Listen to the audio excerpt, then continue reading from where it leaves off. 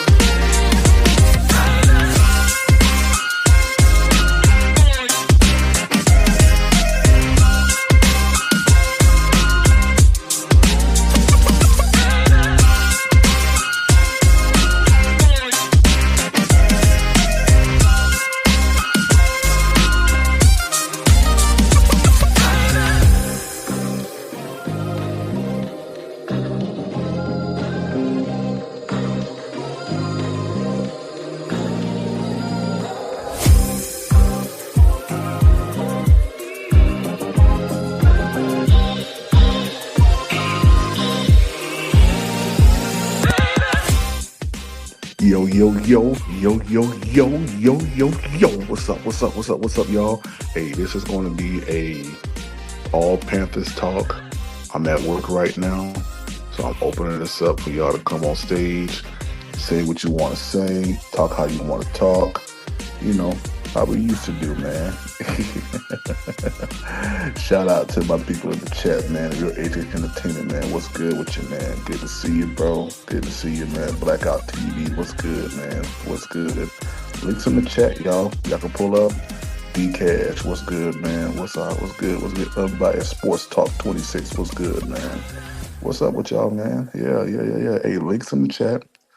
Y'all can go ahead and pull up anytime you know you want to, man. This is open for anybody to come up here and talk, man. So, yeah, big tight. Yes, he is. Bryce is elite. I don't care what you say, man. Squad Down Production, what's good, man? What's good? What's good, y'all? Yeah, links in the chat, y'all. Y'all can go ahead and pull up. I'm at work right now, but I wanted to open up the podcast for y'all to have somewhere to come and talk. So let my boy Tony up.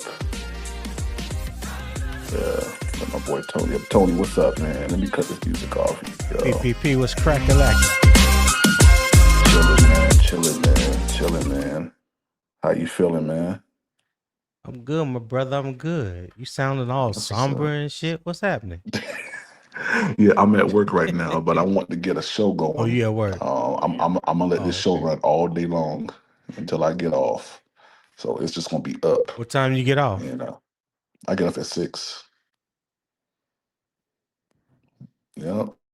I'm gonna Yeah. let it run all day long. I get off at Oh, 6. gone. So What's on your mind though, big homie? I know I've been asking you for the past week when you going live again. yeah,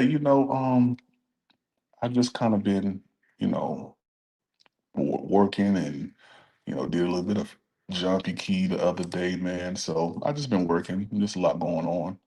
But yeah, I'm excited about Bryce, man.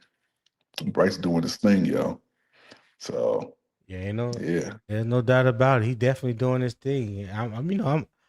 I'm happy that he getting some recognition. Like he's been through hell and back.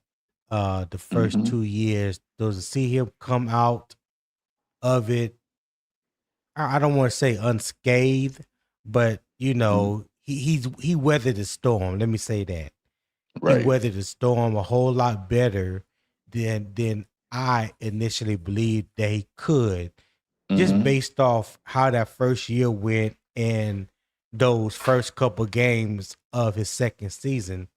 I really Mm-hmm. just didn't know what we were going to get from him once he was benched.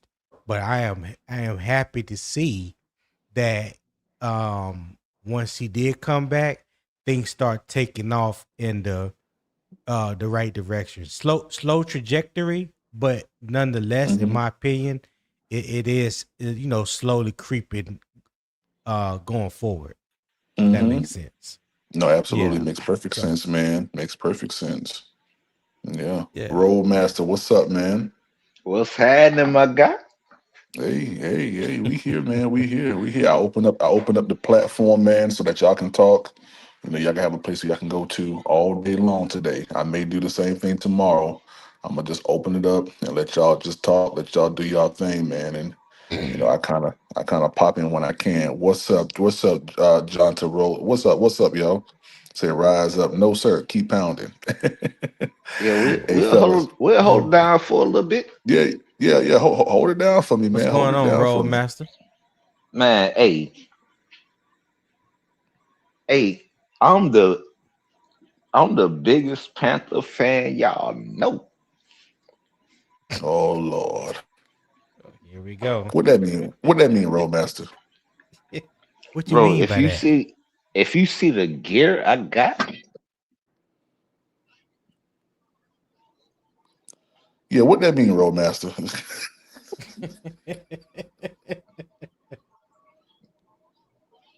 that mean Yeah, we I got enough Panthers gear. I ain't gotta wear the same shit for a whole month. okay. Oh. Now, Well, do your fandom include Bryce Young? So I said this yesterday. you I see, took the biggest Panther I fan. He Now I took my haterism off of Bryce yesterday. Oh, for real? Yeah, I quit hating Okay. on Bryce wait, yesterday. rip Okay. We're Tony. gonna see how long this lasts. No, I'm sorry, PP. He This he this this this this your show. This your show. hey hey soon hey soon Do as he your thing. Do started your messing thing, up Tony. though, the Do your hate thing. back on. What'd you say, God Road damn. Master? As soon as he do what? Soon as he mess up, the hate right back on. Oh All I boy. need for Bryce to do is not mess up. Yeah, I feel you. But let me say this. Well, let me ask you this first. When you say all he has to do is not messed up, so if he goes out and win game one, but you know, game two against Atlanta, and the Panthers lose, and it's not necessarily his fault, but you know how people gonna perceive it. In any loss, they want to hang on Bryce. So No, if we lose that game, and depending it's on how we yeah, go ahead. lose, depending on how Right. we lose, I'm putting on Evero because I don't like his style. Okay. Yeah. Well. Yeah. A lot of people don't like Evero's style. He definitely has been getting the backlash this past 2 years. So I can Man, I understand wanted that. Evero gone 3 years ago. Yeah. He should have been I right out got of you. there with Frank Reich and them.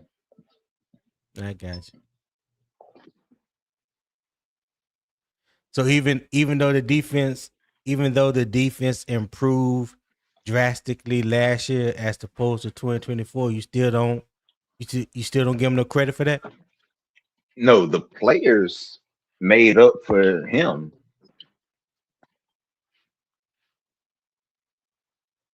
So he don't get no credit for that, going from 32 to 16. Zero. Zero. Wow. Wow. Okay. I feel you. I feel you. Dan Morgan get that credit because he brought in the players, but Everett's scheme still garbage. Evero coached him. Yeah, He Everett called the coached him out of plays. position. I don't. Okay. Well, I can't agree with you on that. I can't agree with you on that.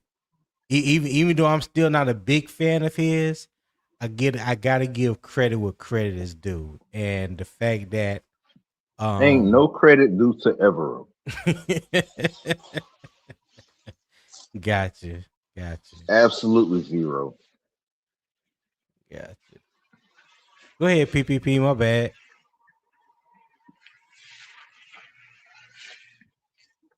He lying. Hey, PPP, your mic low. No, no, no. I'm at work. Can you hear me? Yeah, we hear you Yeah. now. Yeah. I'm at work, so I'm gonna be in and out. I'm gonna be in and out all day today. So y'all go ahead Yeah, and you hold it at you down. at work like Howard be in the Hmm. break room. I'm at my desk, but I'm at my desk, but nah, but y'all go ahead and hold it down. And I just sent a message out.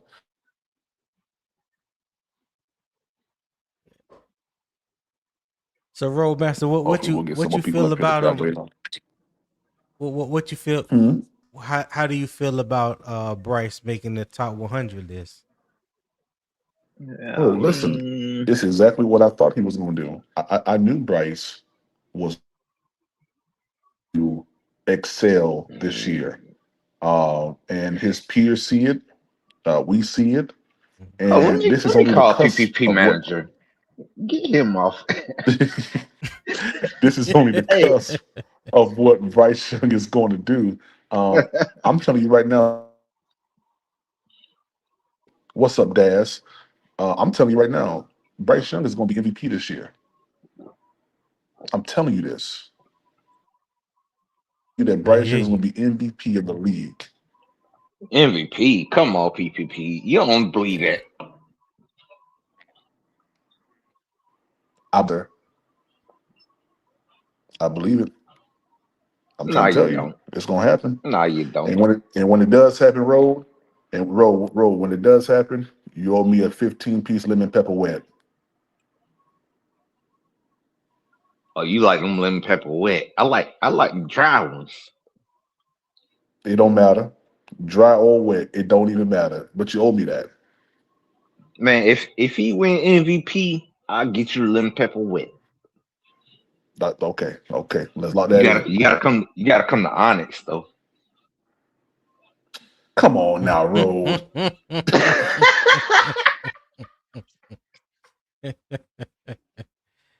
Oh man. Hey, I'll go into Onyx. I'll just stay to left. It don't matter. I'll just go straight to the bar. I ain't never been Onyx. I picked people up from Onyx when I was doing Uber. Yeah, so you already know where to go.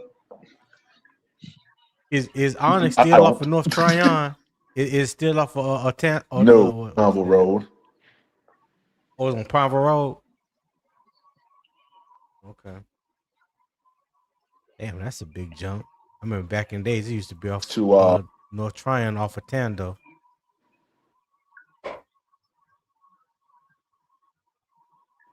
no, it ain't over Nah, the there. only No, it thing, ain't over there. Mm. yeah, ain't nothing on no try on no more. No, trying in Antondo. That's where North Tryon and Entondo.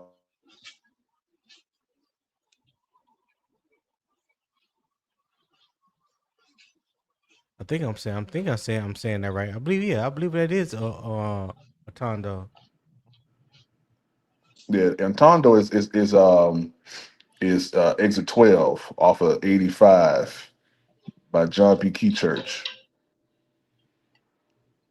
But yep, hey That well, Daz, no, hit hit. that's okay. Yeah, that's Statesville Avenue. Mm-hmm. Yeah, yeah, yeah. Mm-hmm. My Hey Daz, hit the my link, daughter was Daz. born over there. Yep. Hey fellas, y'all go ahead and hold it down for me, man. Bryce Young's elite. I'll be right back. Yeah, we ain't having no Bryce Young conversation on ain't no that. elite. Yeah, yeah, we ain't doing that PPP.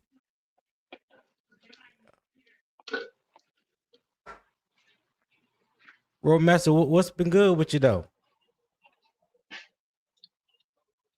Nah, shit. I feel you. I feel you. Yeah, Yeah, I got I'm scammed by excited. some Africans. You got what? Got scammed. You got scammed by some Africans? Yeah.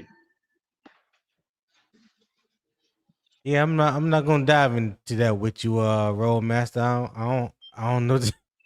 I don't know what to say about that. Doggone. No, I'm lying. I'm lying because I'm curious now. What happened? So they tried to pull a hit and run scam on me. Oh, a hit and run scam. Yeah, and they end up at fault. Oh, okay. Yeah. That little scam been around a long time. A long time.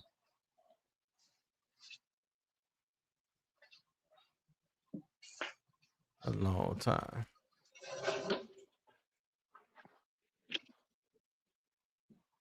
Yeah, Yeah, I don't know Roadmaster a line. direction. Yeah, I don't yeah, know a yeah, yeah, yeah, direction yeah, of yeah, yeah. PPP. Oh, he back. Roadmaster Okay. line. He lying. Ain't no Africans try to scam him. Them's his cousins. Ain't nobody I lying. think The- I think the PPP people. Yeah, nah. If it was my people, yeah, we would have took the car. What you talking about? Yeah, we would have took your car. exactly. If it was my people, we left you on your socks. They look like Exactly. PPP.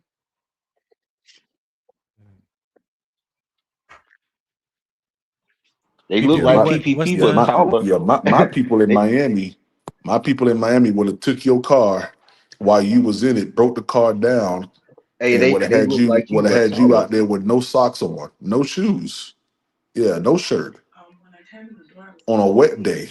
Yeah,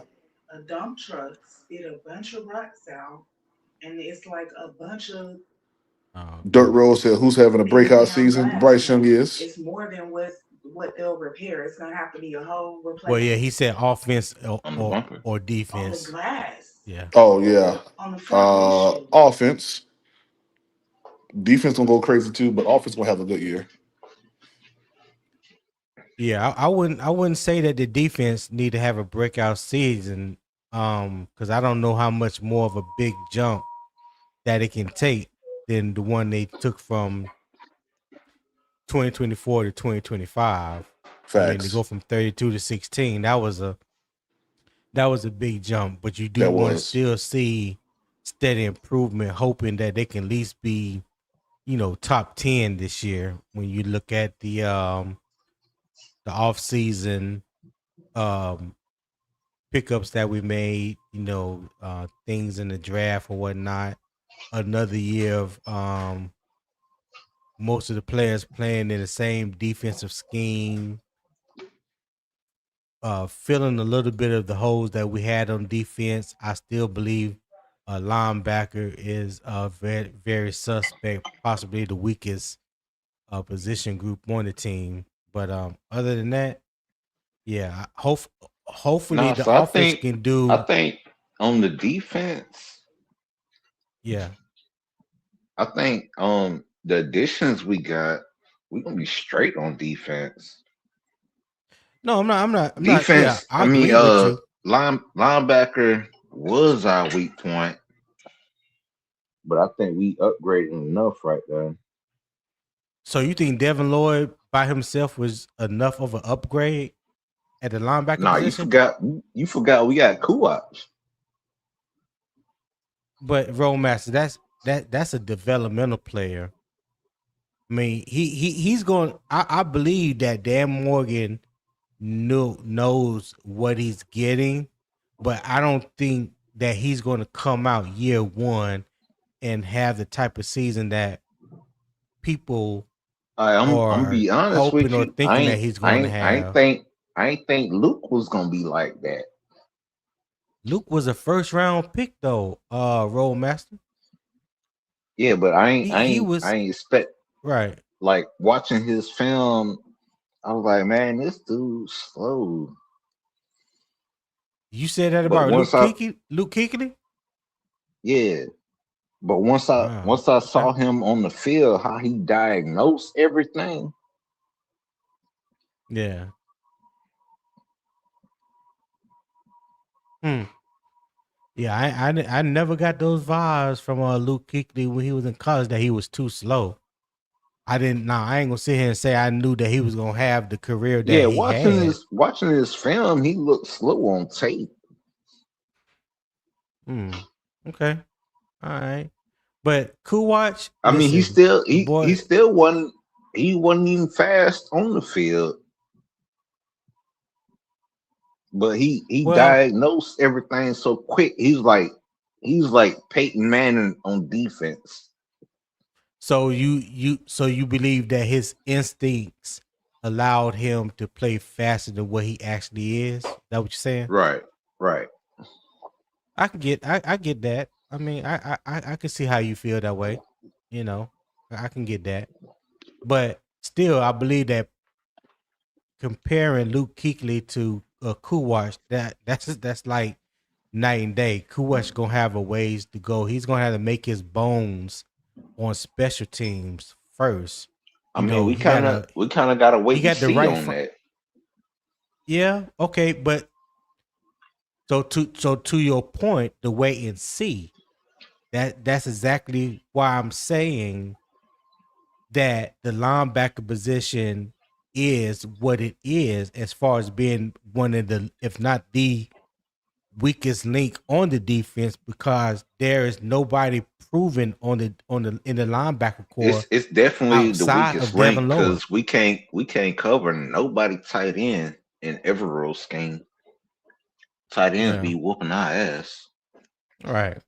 So I do believe because the depth behind Devin Lloyd is not that great, that if some reason, somehow, some way, Cool Watch was to come, into training camp and just balled out of control, out of his mind, and there's some injuries, at the linebacker Yeah, position to we ain't like got no Trevin depth at Wallace. linebacker. Yeah. So that's what I was saying. So after, if something was to happen to Devin Lloyd, nobody would have faith in that linebacker core. I just don't see how you could. Trevin Wallace stays hurt. Claude and Sherella stays hurt. We really don't know what Bam Martin Scott is. He did good on special teams. I've heard people praise him. I didn't really watch him or knew anything about him coming out of South Carolina. But there's some people that are South Carolina fans that say he was the truth. Well, hopefully he can step up and do something. But as of right now, there's no consistent number two that you can really hang your hat on, and you just on a wing and a prayer, hoping that nothing happens to Trevin Wallace. But we know how fragile he is in the injuries that he has had. So it would be good if we can count on him for all 17 games this year. But that's that's that's that's asking a I lot mean, it's based off his football. You injury can't count history. on nobody being there all 17 games. Well, I mean, you can. I mean, if you just look at what their track record is of being available, you know, there's some guys that's going to be available, but then there's also guys that have a injury history. When we talking about starters, you know, people that you count on, and at a Oh, position that is. Go speaking ahead. of injury history, you got a lot Yeah. of people talking about Jonathan Brooks finna go off. Well, yeah, I've heard that. Man, Uh, that boy riding on three spares. God dang, not three spares. Yeah, I'm with you on that, road master. If you are one of those people that going off his last year at Texas and hoping that he gets back to the player that he once were, you know, then I can understand the hope and the optimism of him coming back and having a breakout year. But in the NFL, he hasn't put anything on tape to make me believe that that's going to happen. So with Jonathan Brooke, it's definitely Yeah, so a wing in the play. It's definitely a prayer. I think he got 25 total snaps and like 10 touches. Yeah, I think it's like nine or 10 touches. Yeah, yeah. And So blew a tire. there's a lot of things. Like, listen, if Jatavion Sanders can come back healthy and be what he was at Texas, if Jonathan Brooks can come back and be healthy and be what he was at Texas, who else was it? Um, Yes, I got more faith in JT Sanders than I do yeah, Brooks. If Jalen Coker can start the year off healthy, because his first 2 years, he missed the first 6 games of the season, so if he can start the year off healthy and give that true number Yeah, two. so Coker injuries weren't like career ending shit. He just No, it had to be wasn't on career IR. ending. It wasn't career ending, but he's a valuable piece to your offense. So you want him on the field. It's not like he's some, fourth Hey, so or fifth. let me ask you this. Let me ask you this. Yeah. Yeah. Who better, Coker or Tet? Ooh. That's a good question. That's a good question. I'm not in a position to say You got to either go with Tet one. right now, only because I'm gonna go Tet. with Yeah. Coker. I'm gonna go with Coker. Yeah, I'm gonna go with Tet. Yeah, see, an argument can really be made for either or. You know what I'm saying? Yeah, SC. Yeah, I believe that too. I believe Coker has better hands than Ted. I do think Coker runs better routes than Ted. Um. So yeah, if I had to base it off those two things, and those two things are like the biggest things to me when it comes to wide receivers, route running, and natural hands catcher. Yeah, I would have to rock with you on that one, Roadmaster. I would have to go with Jalen Coker as well. But you know, that's the thing. Either one of those guys, it's like a 1 and 1A or 1A and 1B. Like, with those two Let, on the hey, field, with hey, those two on the field together, how much to with those. snatch SC Panther boy wrench off? D me, what's up? You said how much to snatch his wrench? Hey, let me tell you, man. If you want to snatch his wrench, man, it's gonna be at least $595, man. I ain't got it. I ain't got it. What up? Yeah, What up? yeah, What yeah. up, PPP? What up, man? Yeah, SC Panther, yeah, What's SC Panther boy. He's a huge contributor to the channel. So if you want to knock his wrench, that's just for his wrench. That ain't to get yeah? him That's off of here. To Peter, get him dude. off here, you got Yeah, to pay about 1,000. But look, yeah, see that boy. I just and thanks for the pull up Hey, too, man. It's a nice. shout out SC Panther boy, man. Hey, Yeah, Hey, shout he out be SC. yeah, Uh, he be contributing everywhere. it's a nice this a nice idea, PPP. I don't know what made you do this, but it's a nice idea having the open panel in the morning too, man. People could just Yes, sir. Yes, come sir. and talk. Hope you Yes, good. Hope your sir. kids good. Hope y'all fellas Thank on the you, panel man. good. I was Yes, listening. sir. I just want, and now I'm not trying to come at y'all, but well, I'm not trying to come at y'all. Period. Let's just say that. But two things. I think the thing with Jonathan Brooks is I think people gotta. I think well, not people gotta, but the way I look at Jonathan Brooks is no matter what happens, if Jonathan Brooks give us anything, is gravy. Because now God forbid the young man gets hurt again. If he does get hurt again, we still got to, I won't say like stacked as far as like one of the best in the league, but we still got Chuba, who's 1,000-yard contributor. We still got AJ Dillon, and we still got ETN, so we still got a deep backfield. Anything They Jonathan sleeping on Brooks, ETN. it, anything Jonathan Brooks give us is straight up gravy. If he give us 1,000 yards, okay. If you know what I'm saying, if he give us 500, okay, cool. If he give us 1,000, then we talking about having one of the deeper rooms in the league, because we got to remember this. Tuba first year, I think Tuba missed like 3 games, but even with him missing them 3 games, I think he finished as like a top 8, top 9, or either top or number 8, number 9, or either number 10 running back as far as like yards total for the season. His rookie year? Nah. Nah. I'm talking about Oh, Canales' first year. Canales first year. Yeah, yeah. Tuba first year he couldn't even like get his foot and stuff Yeah, right for he the was. game Yeah, scheme he and was stuff. can't get right. Yeah, But his name was can't get right. He look, said can't get all right, now right. this thing with the thing that really made me chime in was this thing with Tech, and I look and like let's not get it twisted.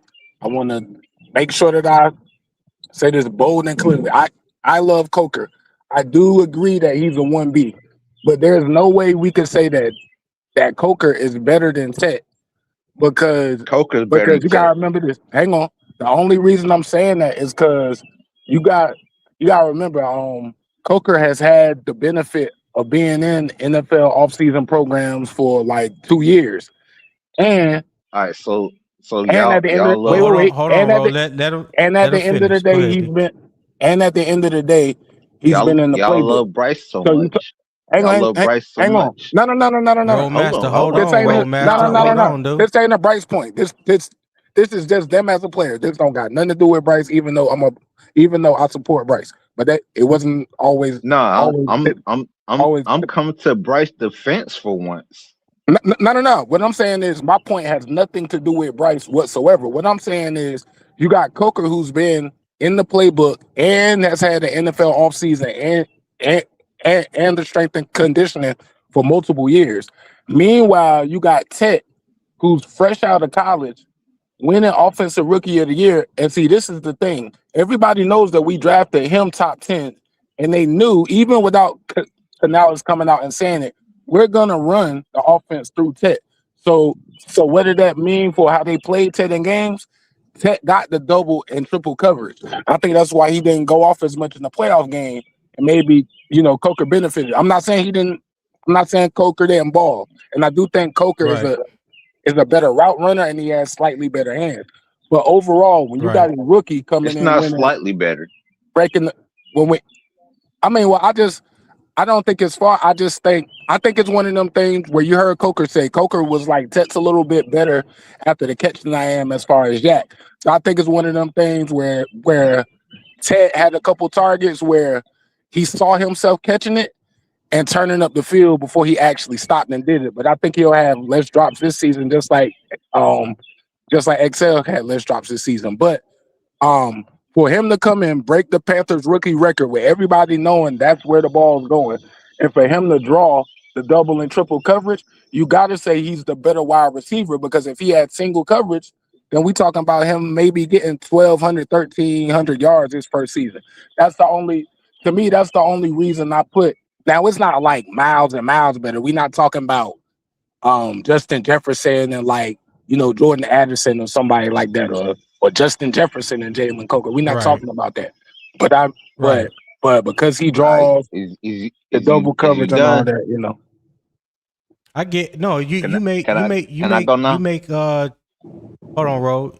You make two very valid points. That would give anybody with an open mind, room to think about that. Because I mean, when Tech came into the league last year as a rookie, Jalen Coker wasn't available, so they was automatically double teaming Ted and basically daring Bryce Young to throw it to any of the other receivers on the yeah, team, and yeah, nobody stepped up to be a number two until Jalen Coker really came back into the fold. You know what I'm saying? So when you look at it from that standpoint, I mean, I can understand why you feel the way you feel about that. So, like I said, it's an either or between those two. It can. I don't think people can necessarily be wrong in their opinion, But that was a very strong opinion, and I like it. I like that. yeah. Go ahead, Ro. All right, so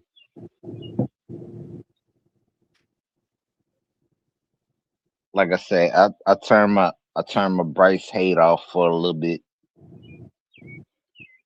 but most of his interceptions they came from the ball coming through Tech hands because they was force feeding them. Wait, okay, pause. My question with that is that Bryce's fault from staring them down, or is that Tet's fault? Because I can't. That's If Tech's fault because it hit him in the how is hands. that? Yeah, but if Bryce throw, so you saying the majority of Bryce's interceptions came from hitting Tet in the hands? I Nah, ain't that's saying not the true. majority. That's what you just said. You said most. Yeah, You yeah. just That said it. Some that of them, some of them was bad passes, and I can count at least 4 interceptions that went through Tech hands. Well, I know Hey, real Nah, quick, I can shout think out of to two. Eternal I don't two know five about two four. for that nah, super bro. chat, I don't know y'all. about four, bro. Hold on real quick for me, fella. Shout out to Eternal 252 for that super chat. He said hashtag confetti falling, embrace the ice.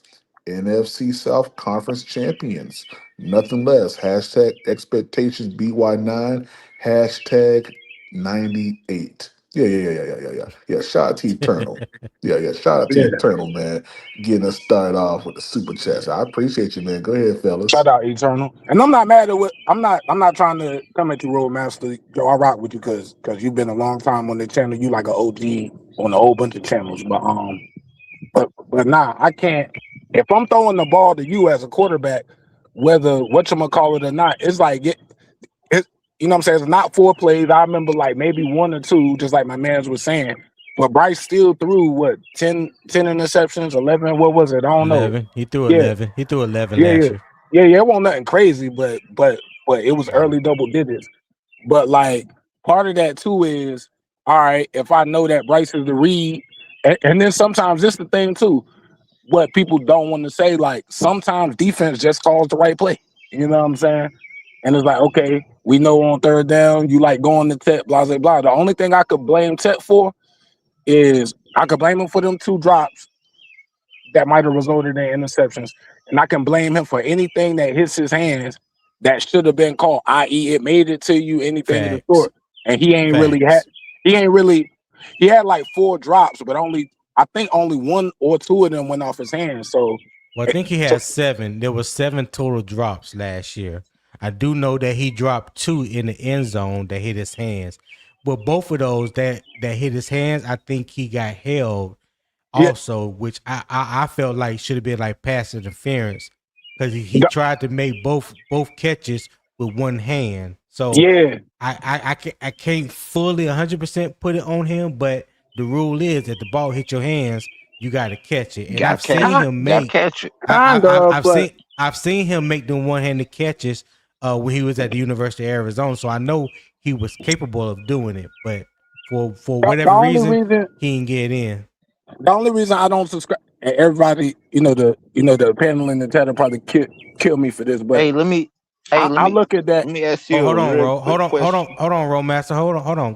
I Go look ahead, at D. I look at that. I look at that. If it hits your hand, you got to catch it different. Because all right, if you if I'm playing quarterback and I'm throwing you the ball, right, and I overthrow it, I it's not a good throw for me. But you stretch out and try to catch it, and it hits my hand, but I'm putting that extra effort to try and bring it in, even though it's a bad throw.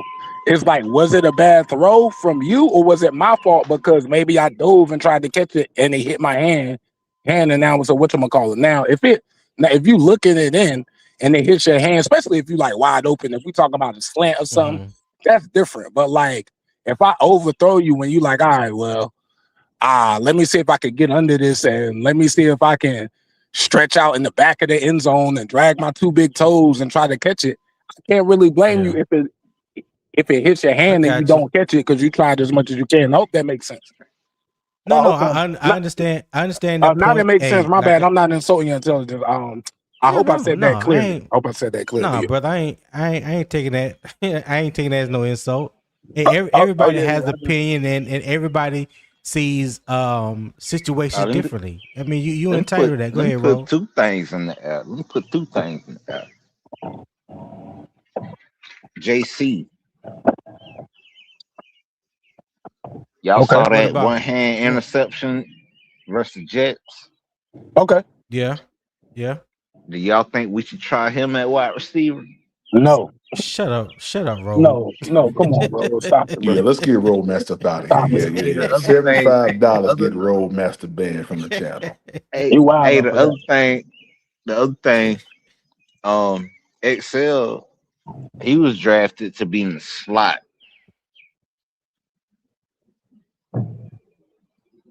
Now Excel was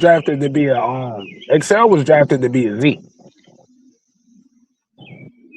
Nah, he was supposed to take Thielen's spot, And that play but outside. Thielen, nah, Nah, inside. nah.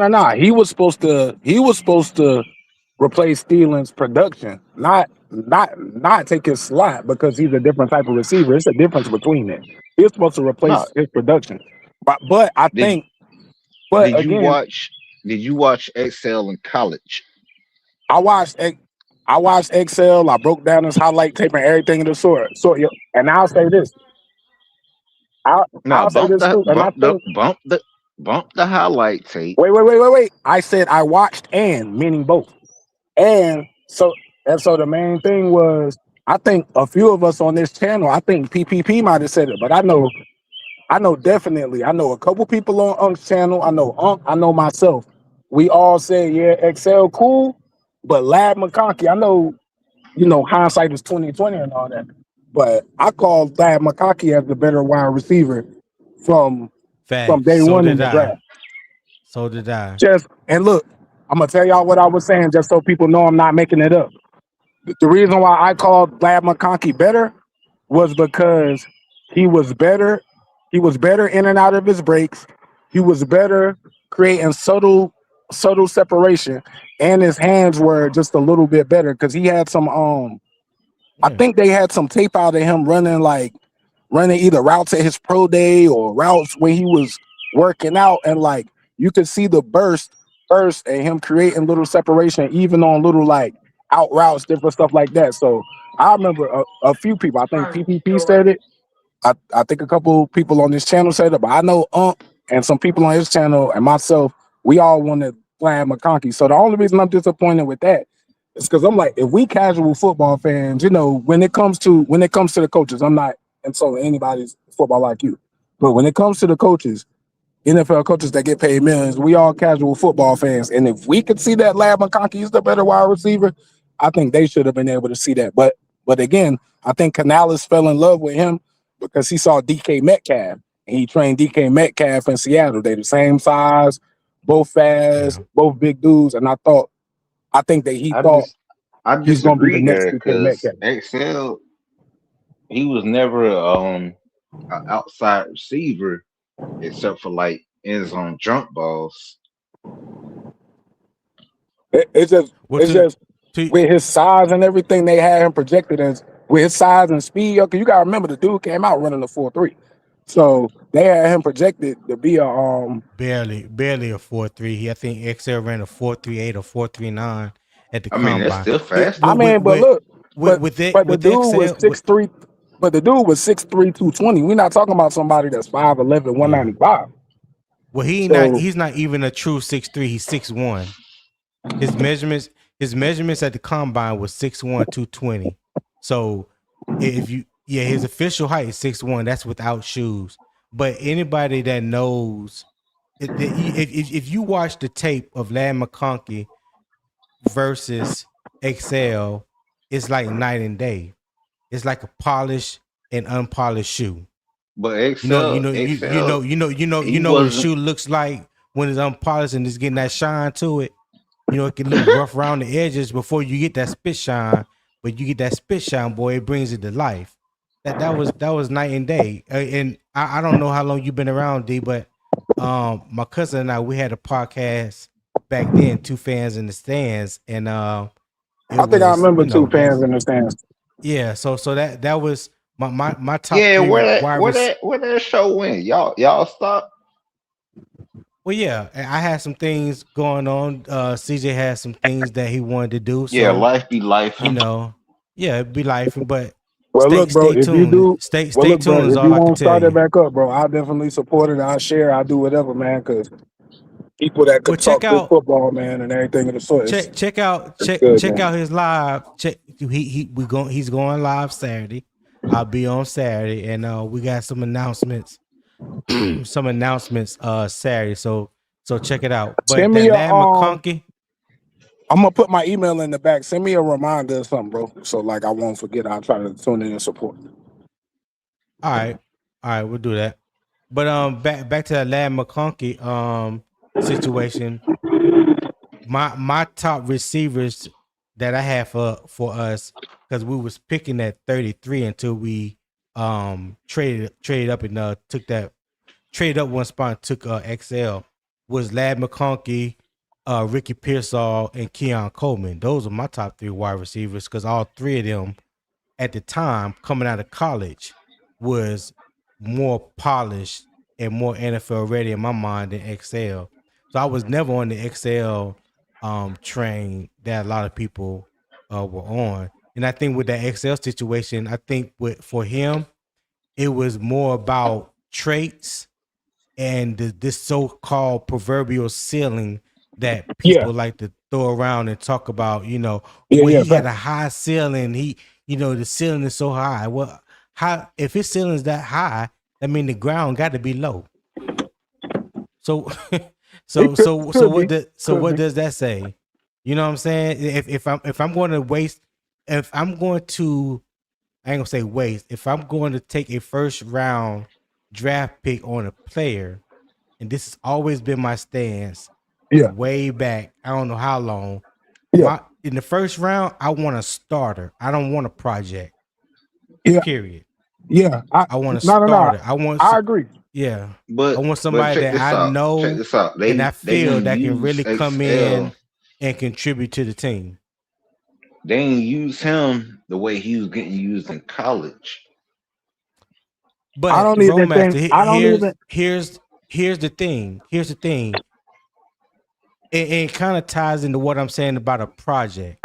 If you are a first round talent at wide receiver, if I'm going to spend that draft capital to get you into the first round, meaning I get another, a fifth year option for you, and I draft you in the first round, I expect you, and this is just my opinion, I expect you to have more than just a limited route tree. I expect you to be more than just a gadget player or more than just somebody that could run 3 routes. So that just tells me, because I even remember when his conversation with Cam Newton, I think it was last year, at the Super Bowl or whatever, and he was basically that's throwing them on the organization though. But it's not. It's on the organization because they drafted him when there was other options. But you are who you are, what you put on tape. and there was They knew who nothing he. about what They knew who there he was nothing was. about there was nothing about what he put on tape that should really make anybody feel like he was a number one wide receiver. He spent 5 years at South Carolina, 5 years, and he had a breakout year on his 5th year. Congratulations, but that still was not enough, in my opinion, to take him in the first round. Well, I think, and I actually agree with Rollmaster on this one. Like, and because this the thing. So we didn't know then. We didn't know then because it was the first wide receiver that this regime drafted. But obviously, if you look at Ted, XL, and Coker, all them being 6'2", 6'3", and up, like obviously the staff has an affinity for bigger, taller wide receivers with the bigger catch radius. Right, Quarterback right, don't got to be as accurate. Da da da da da.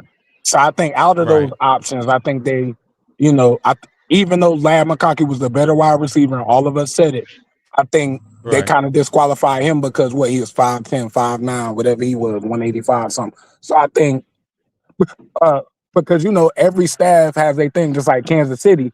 They might draft smaller wide receivers, but they like wide receivers that can really separate, that are route runners. They like smaller guys that are faster. But I think so. I right. think it's like, okay, they went with him for the size. Then he's got the speed, and then when it came to Keon Coleman, I mean, honestly, like, and I don't watch the Bills. Somebody got to tell me. But if you're talking about, okay, we like big wide receivers, and we looking at XL or Keon Coleman. XL hasn't done great, but he been just as good or better than Keon Coleman. And Wait, I don't want to, I don't want to give up on XL. But here's the thing: when it comes to XL and PPP, I know you ain't an XL guy, so you let me know. But I said this 1,000 times, bro. You can't play it's 17 games. You can't play 15 games, bro, and give me 400 yards, bro. Not as not Yeah, he's trash. even as look, even if you You can't. You look, can't. You can't put up even if you numbers count if him, you ain't getting the targets. he's get look, bro. He's getting enough targets yeah, throughout the season to put up more than 400. Like, you didn't even put up 400. Like, bro, this the thing. How did Coker play half the games that you played? He got almost 100 less yards than you. You came in the same. 100 more yards than you. You came in the same draft. Whether you want to call him a first round pick or a second round pick, you were still drafted high because first and second and third are considered premium picks. This dude didn't get drafted, and he clearly output. I felt since He day got it one, out the mud. He got Coker out the was the mud. better wide receiver. I felt like and they say he would have got drafted. The only reason Coker didn't get And drafted, I I think he ran the slow 40 or something. But and but I not say not Coker only better than Tech. yeah, I, not only that, he played at Holy Cross. If he would have played in the SEC, ACC, Big Ten, or something Ooh, like that, if he would have ooh. played in one of the Power Four conferences, I believe Jalen Coker would have been like at least a second or third round pick. it's just Man, if if he'd we have been take in the SEC, look, if we take 50, if we take 400, I think he might have got 434, 420 something. But if we just take 400 at the base, right? Because everybody know 15 times 3 is 45. So if we take 400 divided by 15, that's not even 30 yards a game. You talking about something like and this just off the top of my head, 26, 27, da da da da da, whatever it is. You can't give me that every game. That's 2 catches. That's 2 catch. It look bad. Yeah. Sometimes, bro. And I don't really like doing this, but I feel like I could do it because we really watch the game. Yo, bro. Sometimes the hold production on. just Hey, let don't. me let me let me call PPP out because he loved PFF. Hold on, Roadmaster. Let D Some finish getting his point out. yeah, sometimes the production just don't make sense. You gave me less than 20 yards a game last season, and I feel like as fans, we know he probably got 4 to 5 targets every game. Come on, bro. If you catch 40% of your targets, 2 out of 5. Yeah, 2 out of 5. If you catch 40% out of your targets, you couldn't give me All 2 right, you take catches? it Come forever, on, bro. bro. Yeah. Go ahead, Roadmaster. Go ahead. So if you go to PFF, how many targets were deemed uncatchable? We talking about for XL? Yeah. I think they said like 1 or 2. I think Per game? no. Well, you didn't say per game. You just said how Wait, many wait, wait, catches wait, wait, was. Rollmaster. You Nah, said total. am I am, If you look at am the my bad. percentage You on wait, PFF, wait. You said wait. You said uncatchable. My first question is this: before we go into uncatchable and we try to blame the quarterback, here we go. how many how many targets did he Yeah, get per that's on the game? quarterback. That's Wait, on the wait, wait, quarterback. wait, wait, wait. How many targets did he get per game? Period. Though, what's his average You target name per that game? number. No. I'm I'm asking asking. you the No. percentage. I'm I'm asking asking. you. No, no, I'm no, no, asking no. you the I number let because you. you I got the Hold let stats you. on, I in hold there. let you on, get hold on, yours D. off. Hold on, D. Go ahead, I No, let Romaster. I'm you just get Hold on, asking yours him a D. off. question. I I know, I let get you it, but get hold yours on. off. He was talking right then. Go ahead, Romaster. Yeah, the percentage of targets to Excel. How many were deemed uncatchable by PFF? We don't Yeah, I know. don't Tell know. us. I don't follow PFF like that. Go ahead. What was it, Romaster? I just asked it. We don't If you know. Tell us. Yeah, That's what we're we don't saying. know. If you know, tell us. That's what we're saying. Going just off memory, I'm gonna say 40%.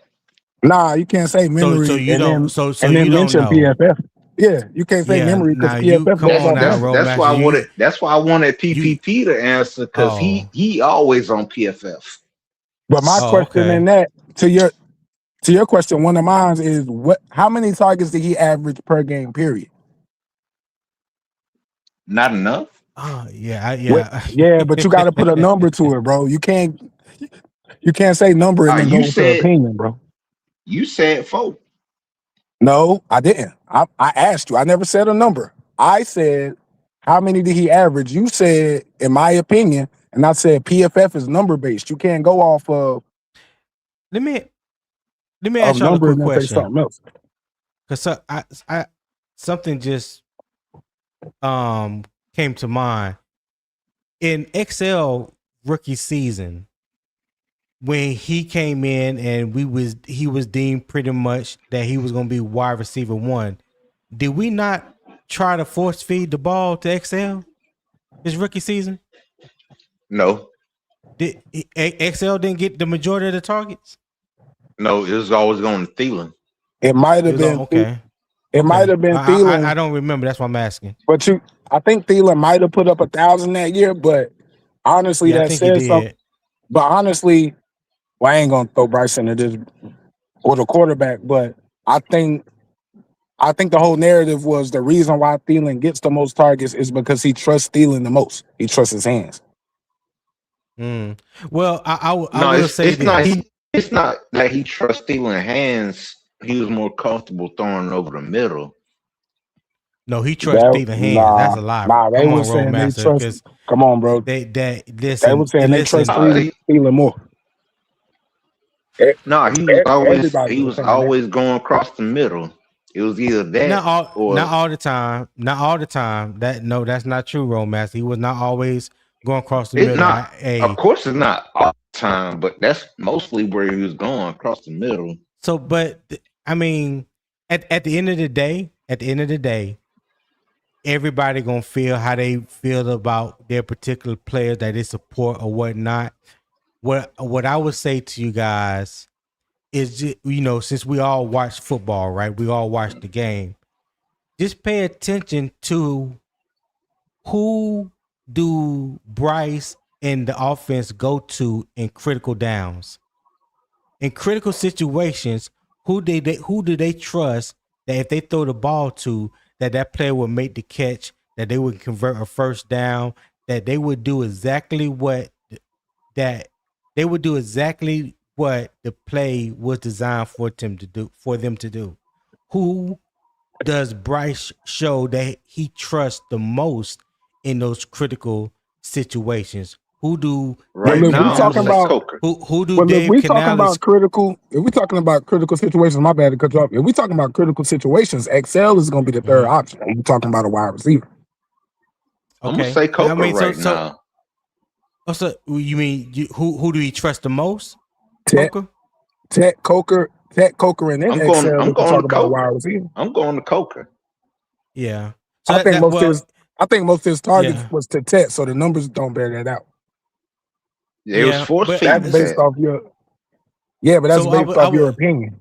If the numbers say but that Tet got most of the I would targets, you say can't say that. this. I would say this when Ted excuse me, when Coker came back, it still I think it was like after week 6 or something like that because he missed like the first 6 games. It still took him a couple games to get warmed up, get back into the flow of things like that. Because even the first 2 games, his target share was still very very low. But it was just Because they were still force bring feeding Ted.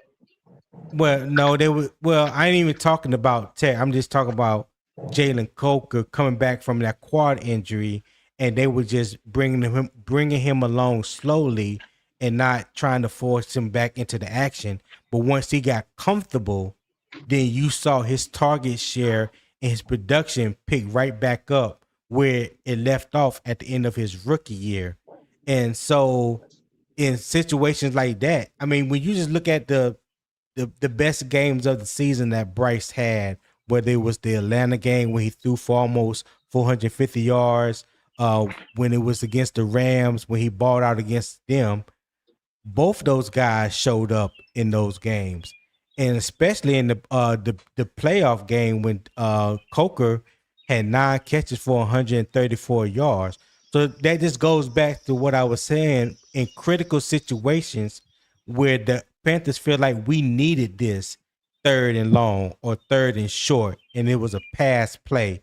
Or who do I trust to beat a one-on-one press man situation, whether it's on the outside, whether you coming out of the slot. Who do I trust in critical situations to keep the chains moving? And it was just arguably Ted and Coker. So you can go with which one you want to choose, but who I do know that was not in the equation was Excel. So my question to you guys would be, now that we have drafted Chris Brazel, and clearly that Ted and Coker have established themselves as the 1 and 2 wide receiver, do you think that, because I've heard people say, well, XL is going to have a breakout year. And so my question is, well, what will a breakout year look like for him if he's the number 3 wide receiver? Because if you're the number 3 or number 4, your target share is going to be lower than what a lot of people expect. Because the bulk of those throws, those catches, are going to go to Coker and going to go to Ted. No, I agree So with you. what I've been so saying the same thing. Yeah, what does a breakout what does a breakout that's session look what that's a does a fact. breakout That's a season fact. look like for him? I don't think so. So to answer your question, and I applaud you because I've been saying the same thing for the last 2 months, and I don't think it's automatically set in stone that he's going to be the number 3 wide receiver. He should be because we spent a first That round part. pick on him. But at the end of the Yeah. day, Brazel may outperform him because Brazel will have a defined role. He'll play like that Mike Wallace role that he used to play in Pittsburgh, where it's taking the top off the defense. So I feel like we're gonna give him at least 3 deep balls or 3 targets every game. But it's like, okay, bro, if you're the 3rd or 4th option, you probably can't have a breakout year unless somebody gets injured because you probably only gonna get 3 to 4 targets a game, and off 3 to 4 Yeah, targets a game, you're If not gonna that. 3 get to 4 If targets stats a if you that. ain't game, getting you're not gonna targets. get off 3 to 4 targets a If that. game. You're not gonna get 800 between 800 and 1,000 yards, which is probably the only thing that'll really save you as Exactly. far as your career. So that's the only reason I'm But thinking it's like he's done. I don't think hey, he's trash. at the end of the day, that's a good problem to have. We got depth at wide receiver. Well, yeah, I Yeah. believe. Yeah, we got depth, and I think for that wide receiver 3 spot, it goes. It's more than just Chris Brazel and Xavier Legette, because I got to factor in David Moore. I mean, I know people don't like to talk about it. It's like an unsexy pick, but David Moore is like Dave Canales' right hand man on offense. He been You're with him right. at You're right. Hey, Seattle, SC David Tampa. Moore SC gonna make the Panther You boy team. know, SC so Panther boy brought up Bryson Tremaine. Well, he look, both of them, but David Moore, like my man was saying, sorry, yo, I don't know your name, but Tony, just call, but yeah, Tony, okay, man. okay, yeah, yeah, like Tony was saying, David Moore is gonna make the team because Dave Canales trusts him and because he's a top special teamer. David Moore Yeah, gonna make the team. Look, Canales Yeah, already came David out Moore this gonna be off. here. Canales already came out this off season recently and said David Moore is my man, basically. yeah. So, you know, like I said, man, that wide receiver 3 position. I know Excel said recently, like, listen, he can't ha- he can't have this season be like the past seasons. You know, this is like a breakout season for him. He can't have the drop passes, the lack of concentration, and things like that. And that's kudos. I give kudos to him for acknowledging that. You know, coming out and saying that. So that means that he really understand the position that he's in right now, because the organization ain't gonna have but so much more patience with you, and they're already kind of low key showing you that if you can't get the job done, we're going to draft people that can. We're going to give other people the opportunity. So that's why I said he ain't the number one no more. He ain't the number two. Number three is going to be crowded. So do you feel like he will show improve during training camp and preseason, Roadmaster? Yeah. Okay. Why so? Man, he been working out in the off season.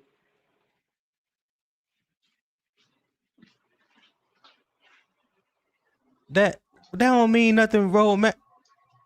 No, he so Bryce ain't never like What him. makes you what makes you believe He been that working out he with can AB who? Excel. Oh, I haven't seen those clips. I haven't Yeah, seen he that he been had been working working out out with with AB. AB. Well, I did. You know what? Because this came up in a conversation. Well, it was a heated conversation on Unk Channel one day, and I couldn't get a word in edgewise about that. But there was a clip of him working out with the guy named Route God down there in Yeah, Rock Florida, God. and he was, you know, looking like, you know, doing his thing, coming out his break, staying low, you know, just doing his thing with Route God. But if y'all remember the year before that, he had a video clip with him working out Route God that season, right? All I'm saying is I don't see where that translate when you get onto the field during the season.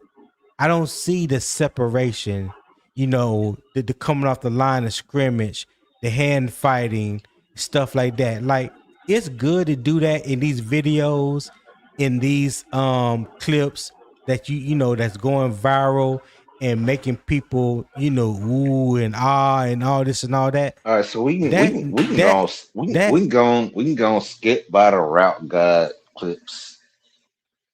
Go okay. to go to the training camp video when Okay. Bryce is out there cussing all the wide receivers out because they Mm-hmm. said it was the only one catching the ball in the rain. I thought he was cussing at I thought the reason he started cussing was because XL had a drop. No, he cussed everybody out because Excel's the only one caught the ball. Oh, okay. Okay. Okay. But all I'm saying is just talking about Excel. I just want to see what you do in the off season. I want to see it translate on the field on Sunday. That's all.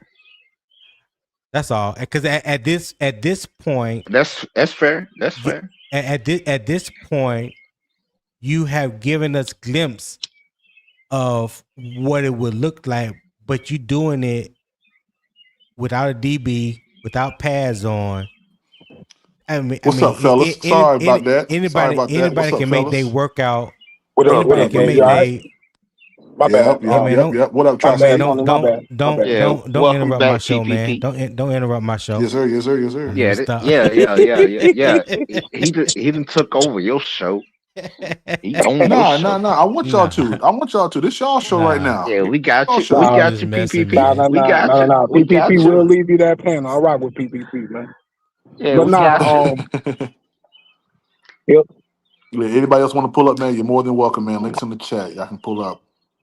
Yeah, I'm just saying. I just want to see it translate on. Just to make a long story short, I just want to see it translated on Sundays. That's all. So I hope that whatever training whoever he trained with this off season, whether it was AB or route guard or whoever, and the mindset that he know that he needs to show and prove. I hope that he adds that he uses that as And who fuel. got birds in the background? What that is? Yeah, I don't know who that is. I mean, any that I probably don't me. know who that is. That probably Not me. Oh, oh, me. oh, my bad. Is somebody talking? No. Yeah, because I don't know who I'm the in the birds is. suburbs, so it's birds around here. I'm in the suburbs. Is was Tony talking just now? He was. Oh, let me drop out. I can't hear. Let me drop out and come back in then. Yeah, but go ahead. Go What's ahead, up, Tony. Go Nick? ahead. Go ahead. Go ahead, Tony. What up, Tri-State? What's good, fellas? Good morning to y'all. Tri-State. What What's Ted up, or poppin'? Coca, Nick? yo. What's good? What's good? Tat? What? Ted or Coca. Oh, Coca. it's My bad. Tat. I'm not trying to walk you into nothing Nah, crazy. you I just good? It's know. Tat all day. Oh, okay, okay. We were just having a You say debate. it's I Ted? said Ted. Some people said Coca. I'm saying Someone take. Coca. Yeah, Someone thinks Coker better than Tat.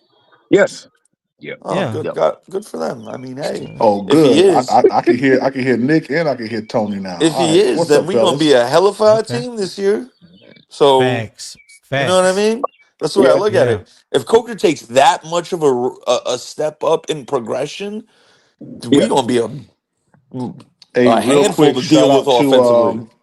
shout out to Reality Beats, man, for that super chat, man. Big time super chat.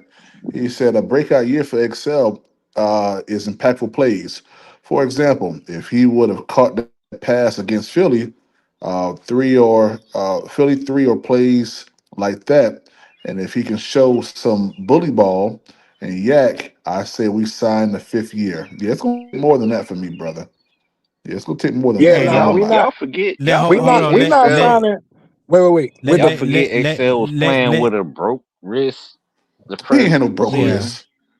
he Yeah. ain't have a broke wrist. Let Nick finish his thought. Let Nick Nah, finish he his had to thought real have go quick. Go surgery ahead, on it. Nick. Go ahead, Nick.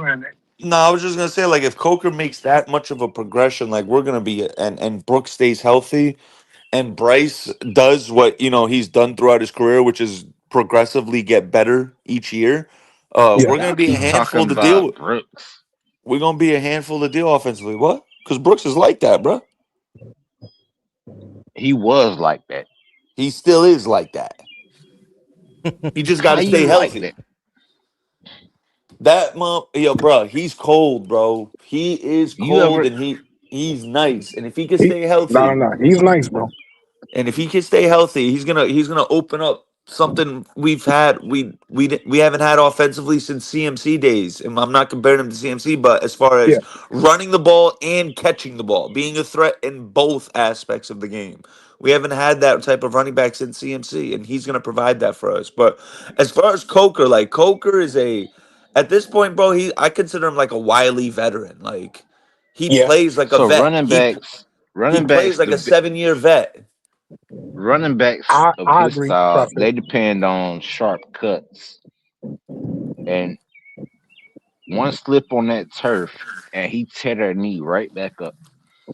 Cartilage That's a doesn't great heal. point, bro, Master, because it's like that's why I would approach using Brooks in preseason. Like I would utilize him. Why? Because I want to see him make cuts. And if God forbid he was gonna tear it again, God forbid I want it to happen in preseason. Like put him out in preseason, give him some carries, let him be out there cutting and running full pace, and let's see what we got in him.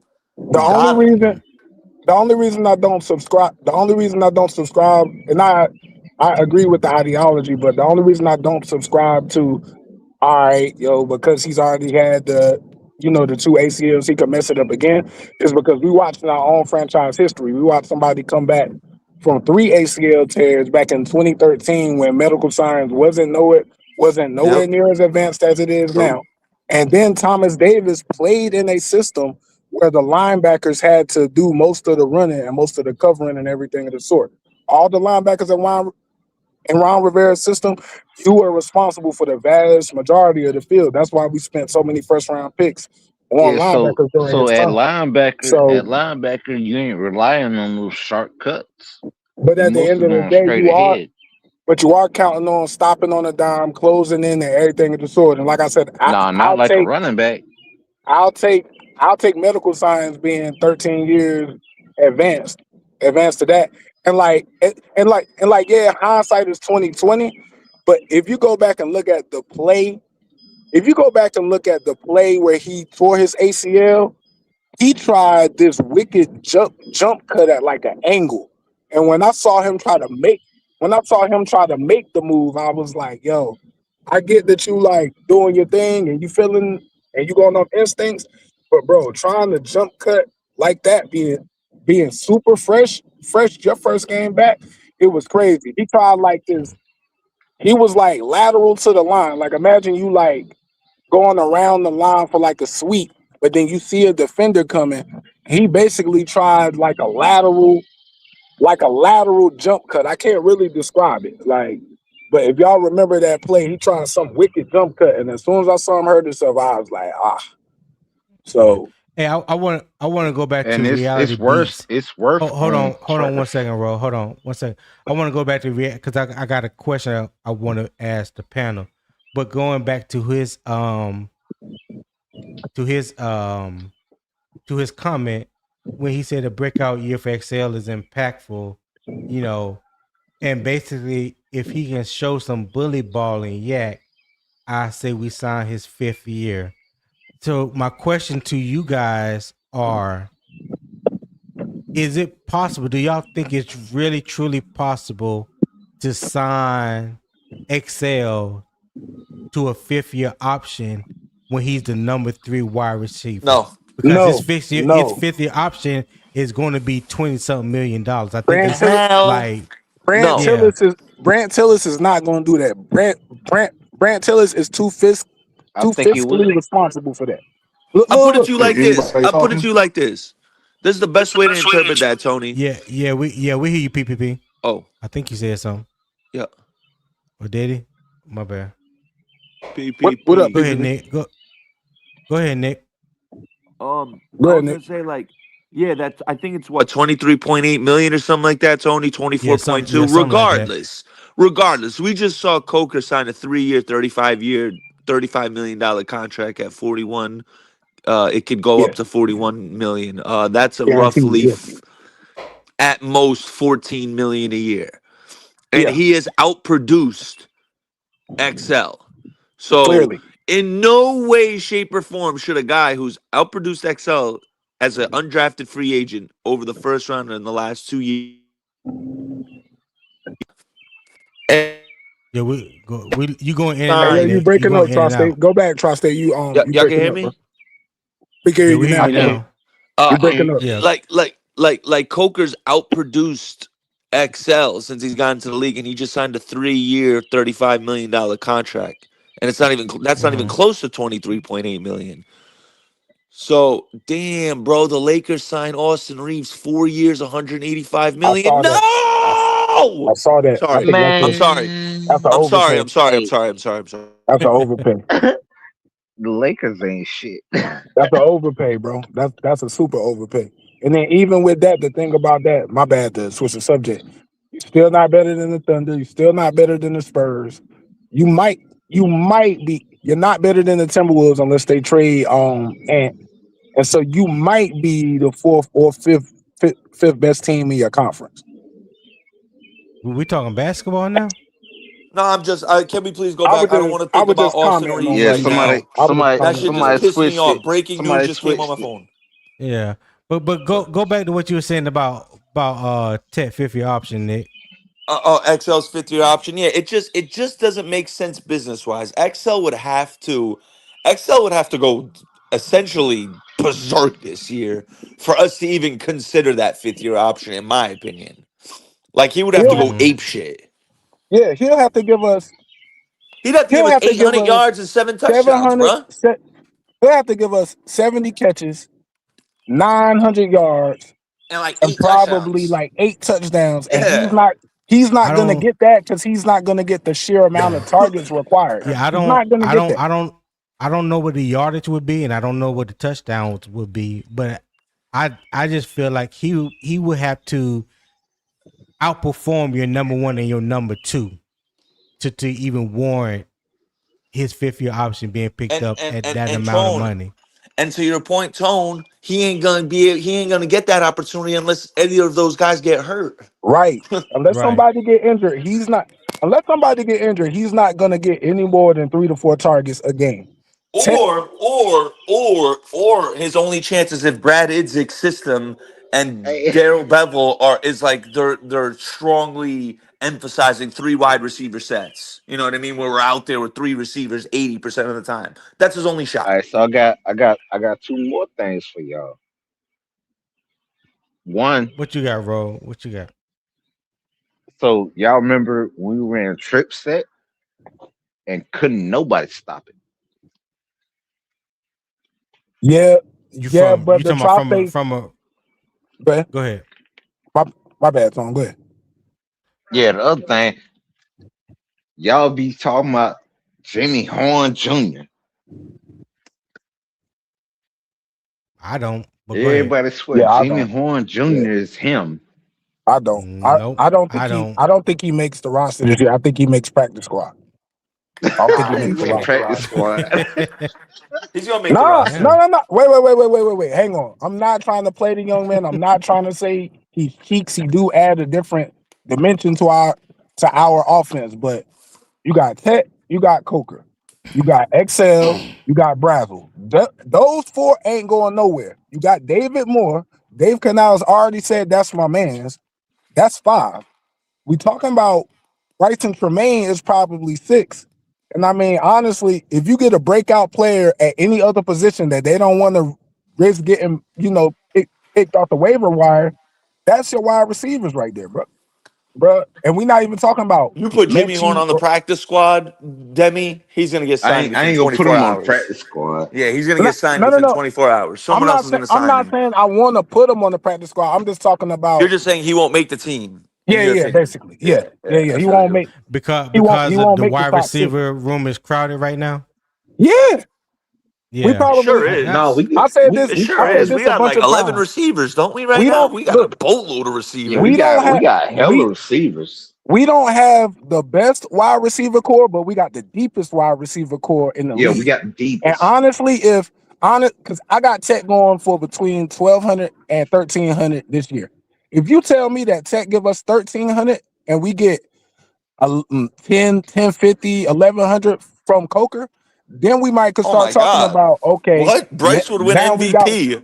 exactly. Then we could start talking about, we might have one of the best Oh man, and here the you deepest. go back in PPP talking about Bryce finna win MVP. No. I'm I mean, saying if no, off Roadmaster. those stats. I said That's what he's saying.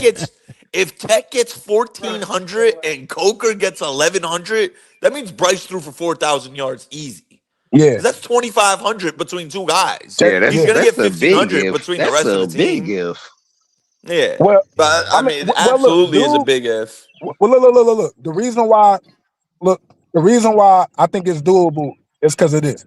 Ted almost touched 1,100 his first year, and that's with him not being in NFL strength and conditioning, not being able to study film for off season, get used to double teams. So I feel like him increasing by 150 yards just off him getting better is doable. So we talking about what he Yeah, get that's definitely 1070 or doable. something. So we talking about, okay, that's a 1,200-yard wide receiver there.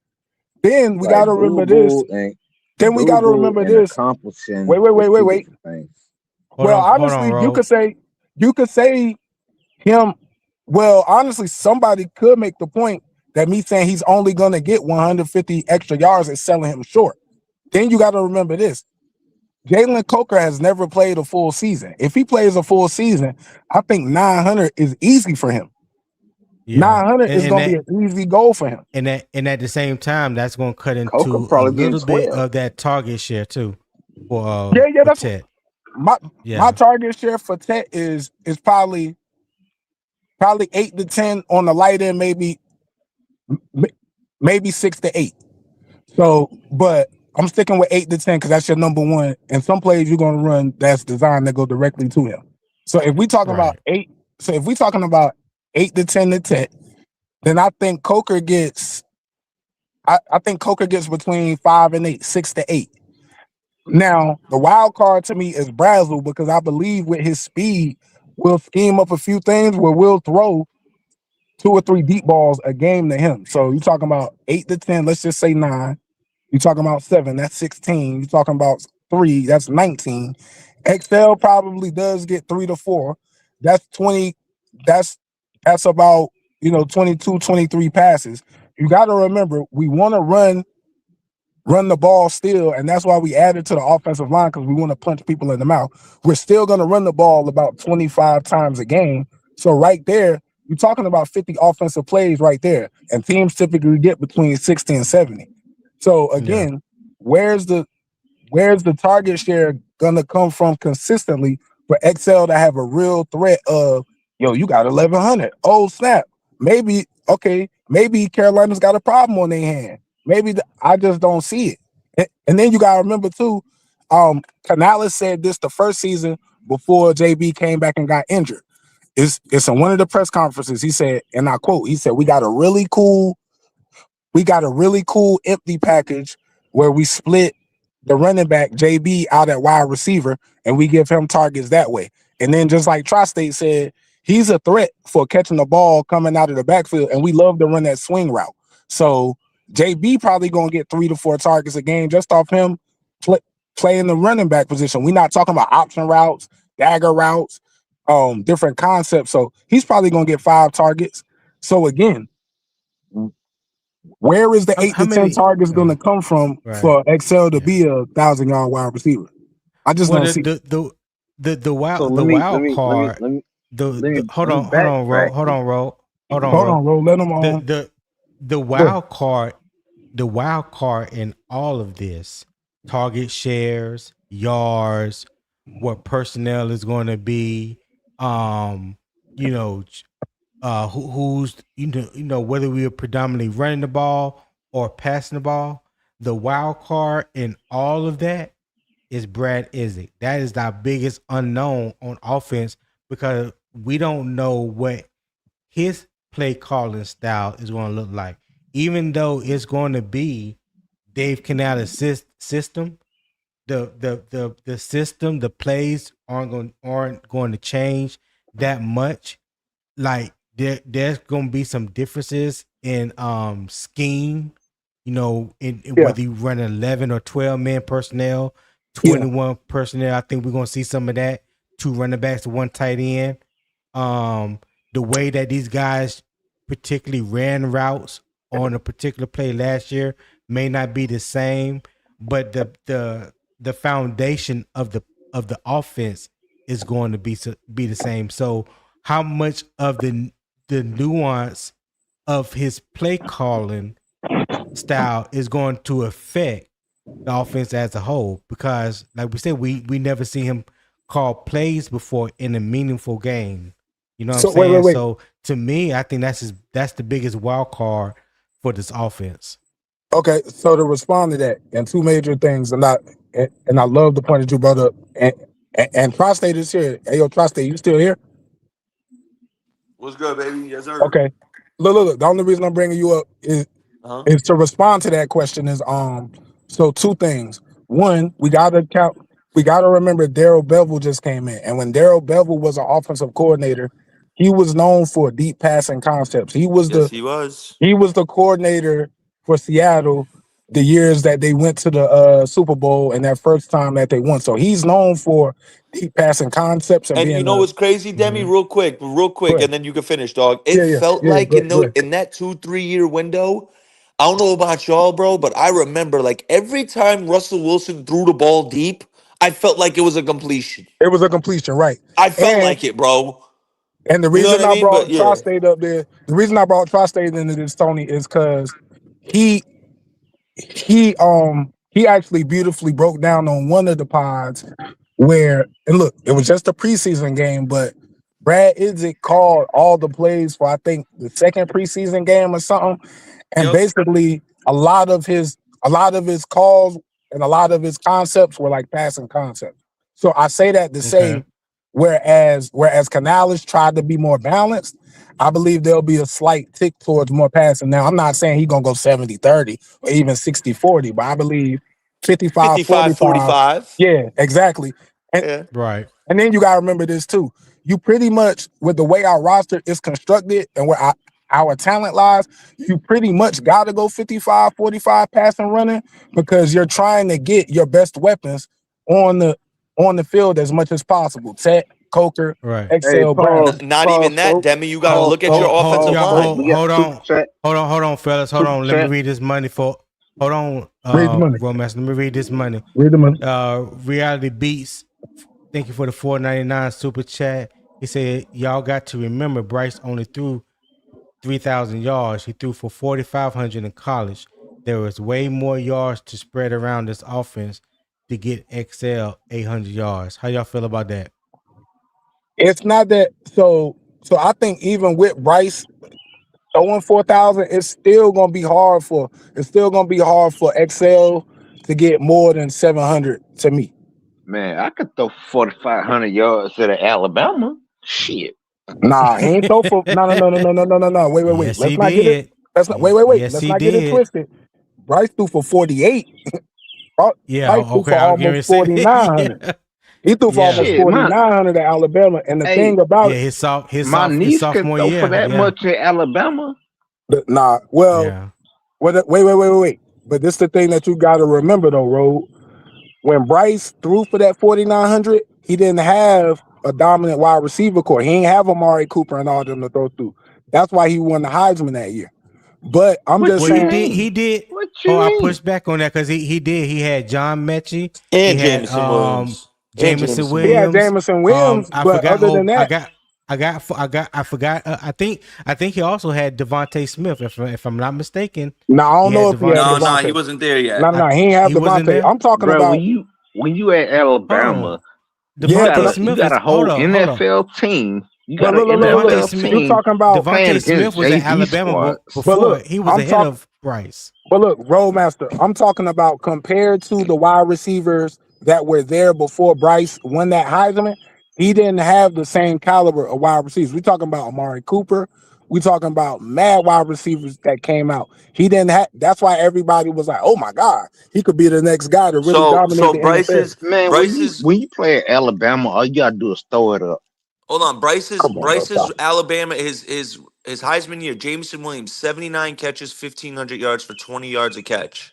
Okay, John Mechie, Right. Jameson Williams. Okay, 96 okay. catches, 1,142 yards, 8 touchdowns. And his third receiver Was his was a running back guy right? by the name of Cameron Latu, a tight end who had Yeah, the 26 tight end. catches. Yeah, Cameron Latu. Yep, Yeah. that's right. And then his Cameron running Latu. back was, and then his running back we all know was Brian Robinson Jr., who's a pretty good running Right. back in the NFL.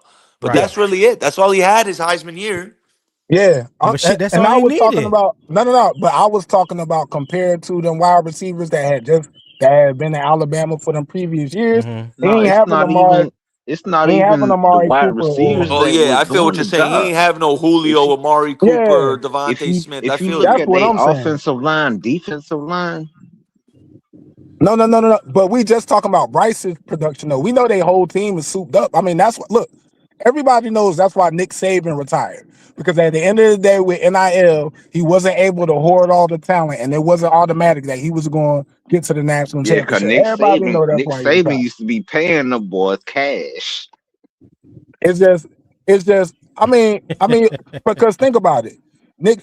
when you was Nick Saban before NIL, it was only a couple teams you was worried about. LSU, and you might be worried about pretty much LSU. I can't really Yeah, think of no pretty much other it was team LSU at that time. Yeah, that was really giving Alabama a thing, and we knew every single year. I think Georgia.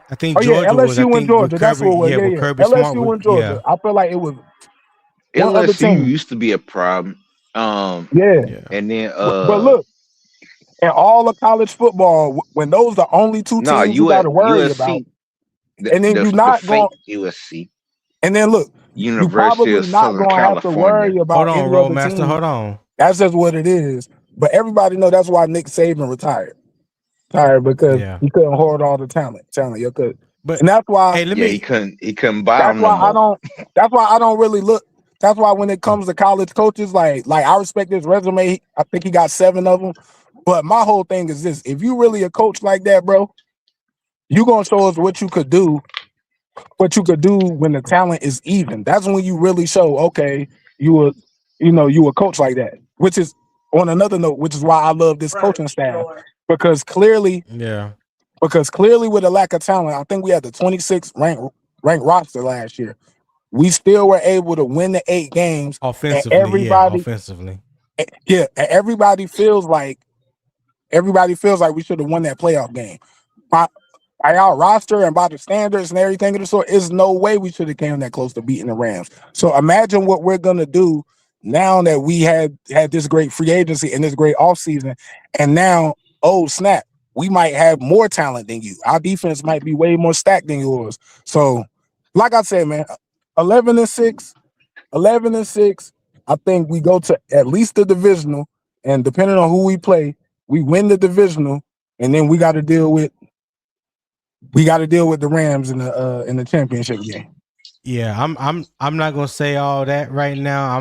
My thing is for me, I just want us to have a successful season. I want us to have a better season than we had last year. I want the season to be more consistent offensively and defensively, and I definitely want Bryce to continue to grow and be more consistent than what he was last year.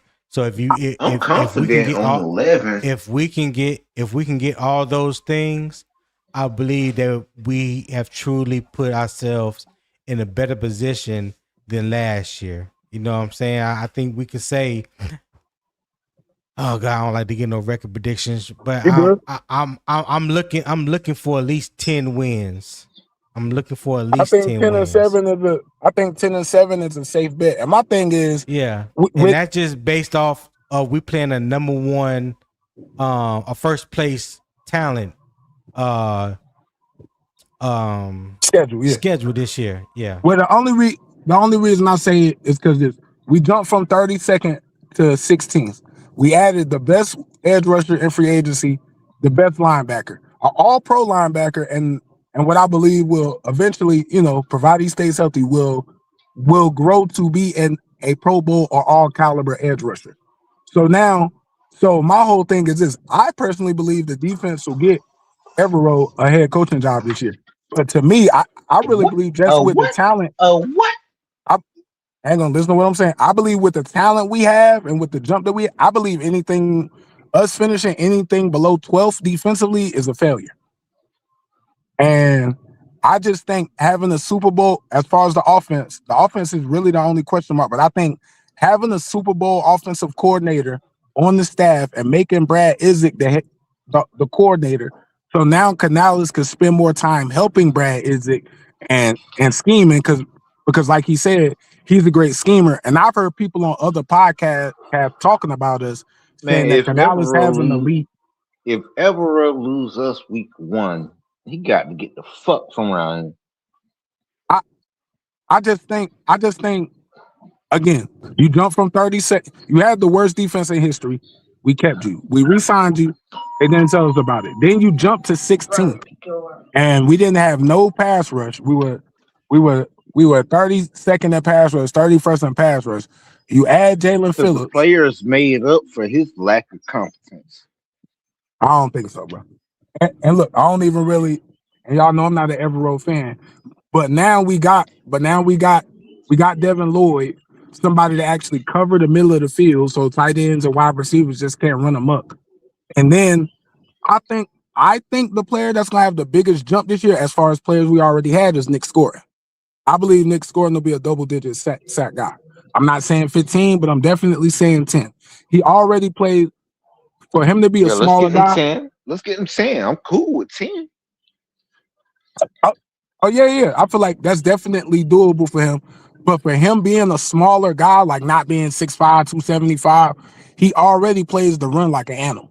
So all he needs is a step forward. And think about us in a situation where, all right, you already probably planning on doubling Jalen Phillips. You can't forget about Derek Brown. You got to double him.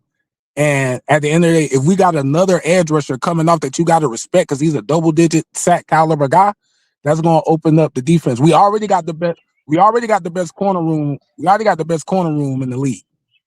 The issue be playing from behind.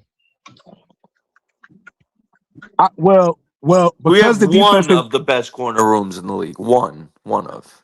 I, I think. Hey, Nick, Okay, we the now I'm with you, best. No. Tri-State, but my whole thing is you might be able to. You might be. I mean, you could definitely argue like Stingley's better than JC, everything of the sort. But when you go to other people's number two corner, I think the combination of JC and Mike Jack is I mean, better you gotta, than. bro. Look at Philly right now. They have Quinyon Mitchell, Cooper DeJean, Tariq Woolen, and Michael Carter. Oh yeah, they That's the did best get Tariq cornerback room in Woolen. the league, bro. Yeah, That's they the did get deepest. Tariq Woolen. Okay, Yeah, yeah. that's the deepest Yeah. cornerback My room. Let's just be my honest. Quinyon's Panthers, an All I my forgot Pro. Pan. about I DeJean's an forgot All about Tariq Woolen. Pro. You know what I Hold mean? on. Like we I gotta. forgot Hey, about We hey, Tariq Nick, Woolen. definitely up there. Nick, We up Nick, there. Nick, I think Nick got we Nick definitely got me. top three, Nick got me. He said top the five, something like that. deepest. Yeah, He yeah. Most said the the deepest deepest. cornerback He Tariq got room. me Woolen. right Yeah. there. Tariq Woolen is an animal, and the most underrated thing about Tariq Woolen runs a 4.2, 4.3. So you ain't Yeah. beating him deep. You're not beating him deep. And Michael Carter is a really good corner too that they got from the Jets. Like he's a really good corner, and he's their fourth Who's the corner. Okay, look, who's the? So I know Stingley is the number one for the Texans. they Who's the got they got Texans number Stingley two and they corner? got Kamari Lassiter's the other corner. Nah, I'm taking. I'm I'm taking Hey, that Nick, taking let slightly me over. JC. I'm Slightly. taking JC and Mike Jack over Stingley and Lassiter, no Yeah, doubt, let me fact. no let doubt. me ask Nick a question. What up? Them dudes zone corners are man. Quinyon's tip. He's both, but he's a man guy. Like he's just gonna press you, get in your face. He's gonna shadow you the whole game. But him and Coop, DeJean's kind of both. Tariq Woolen is a zone guy. Yeah, He's a Williams zone is on corner. that. Yeah, I he's a think. zone I guy. think But all. Cooper But and to your and point and though, I Quinyon, think they're they can all both, do it man. both. I think. Yeah. I think they can all Cause do it both. this my issue with Evero. We got two big man press corners, and he put them 15 yards off in the zone. But look, did you listen to? And look, we had this conversation a bunch of times, Roadmaster. But look, I will ask you this question: did you listen to J.C. Horn's press conference this year? So they asked him, What do you think is Man, one of the big? JC gonna say whatever they want him to Hang on, say. bro. Let me finish my point. They asked him. They said, "Yo, what do you think is one of the biggest misconceptions of the defense?" He said, "Well, I think that people believing that the defense isn't aggressive. The most key thing that he said was, you'll see us do more Oh, you of that breaking up? this year." He said you'll see us do more of that this year, talking about pressing, playing man coverage, everything of the sort. But he said, yeah, I hate the fact that people don't think that the defense is aggressive, but they will see us do more of that this year. So I think they know now. It's like, yo, you got to give them a chance. There's no way I should have two corners that got all pro votes, and I can't let one of them shadow and erase the other team's number one wide receiver.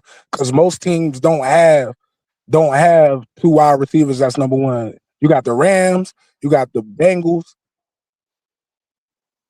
Any other teams that got two number ones? Yeah, probably the Rams and Bengals, in my opinion. And I think When Will. JC when JC did have to miss a couple games because he got hurt, and Mike Jack stepped up, held down number one, they were still playing him way back off. Well, you gotta remember, And it's the system, bro. no, before yeah, it's the system. That why I keep saying Evero gotta go. But we can't say, that because they Yo, got you know, better But no, secondary talent. it's But crazy, Demi. It's Philly plays but crazy, the bro. so same Isn't it? system. Hey, isn't it wild how Hold on, Evero? Nick. Hold on, Yeah, hold yeah, on, yeah, Nick. yeah. Rock out. Go ahead, finish. Go ahead, finish, Tim. No, no, I was just saying that Philly plays the same system. It's that Fangio cover six system. So what they do, they play cover four to one side and cover two to the Cover other two. side, so that they feel. Mm-hmm. And their main thing is, we're not going to give you the quick 45-yard bomb. Da, da, da, da, da. You're going to have to work down the field to beat us. You're going to have to go 15 plays, 78 yards, 87 yards. Da, da, da, da, da. And then Mm-hmm. eventually, during that point, the whole concept behind it is we going to bend, not break, because most NFL offenses aren't disciplined enough to go down the field without overthrowing, getting a penalty, getting a holding penalty. Because think about it. You Yeah. go first and 10, as soon as they get a holding, that's first and 20. Most of the time you get to first and 20, especially with us having the pass rush this year. I mean, what they gonna do? Play all right, we'll play back and we'll just come up and tackle. And at the end of the day, we could give up 15 yards, but if it's 4th and 5, most teams is gonna punt it. That's what that system is predicated off of. But we can't say the system don't work because I mean Philly, even though they got, you ain't punting if you in field goal range. I mean, yeah, but if they don't make it in the field goal range at the end of the day, if your first play, because most of the time you're not gonna start at you know, at the But 40 or at the back to the 45. conversation. Back to the conversation. JC requested he travel with number one right receiver. Evero said he's gonna do it, and he lied to us. No, he only did it once the Once, right, whole season. It was that final drive against the Cowboys this past year. right, That was the right. only time he let JC out there. But from what we're reading and seeing, and Tony, you could co-sign if you and add on if you've heard more. But I've been reading JC's been lining up in the slot more, He has. Yeah, yeah, and Well, they yeah, putting and him in the and yeah, slot. they had them. typically, yep. Go ahead, Nick. No, Go ahead. and typically when you have that guy in the slot, it comes with that responsibility where like you can shadow people Yeah, more. Yeah. yeah. Now you Hey, can read so to add into on to what hold on, Nick's Roadmaster. saying, Hang on, Rollmaster. Roadmaster. You can read into that a little or a lot. Mm, when they first came out and they was talking about that, I was under the assumption that because this is the time of the year where you try new things out. You trying to see what puzzles fit together. What more can you do schematically, and can you do the very thing that y'all were just discussing as far as letting JC travel with the number one wide receiver, whether it's on the outside or into the slot. But when it first came out, I was like, okay, they letting JC play the slot just to give Will Lee an opportunity and see what they got in him.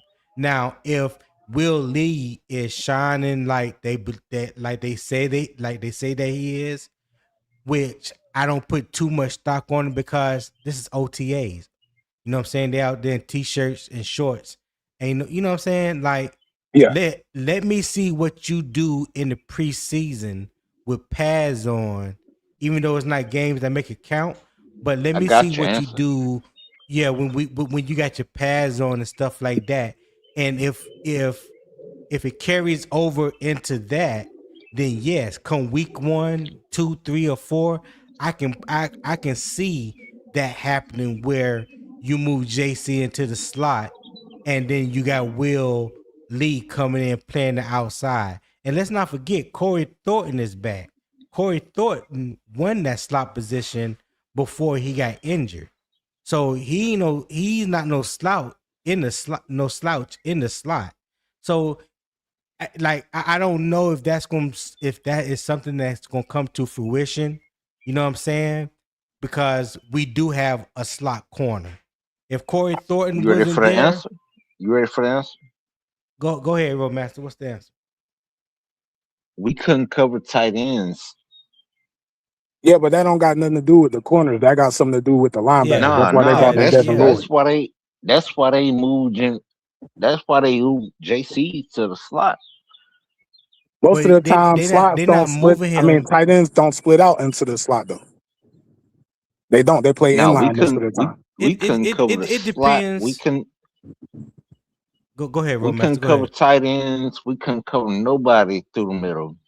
Now look to Mm. well, what I'll say is this: I think honestly, and I mean these times are rare, but I honestly think you and Nick are actually both right. I believe that, and here's why. I do believe that they experimenting because every team does it, everything, and I do believe that they want to get Will Lee more reps.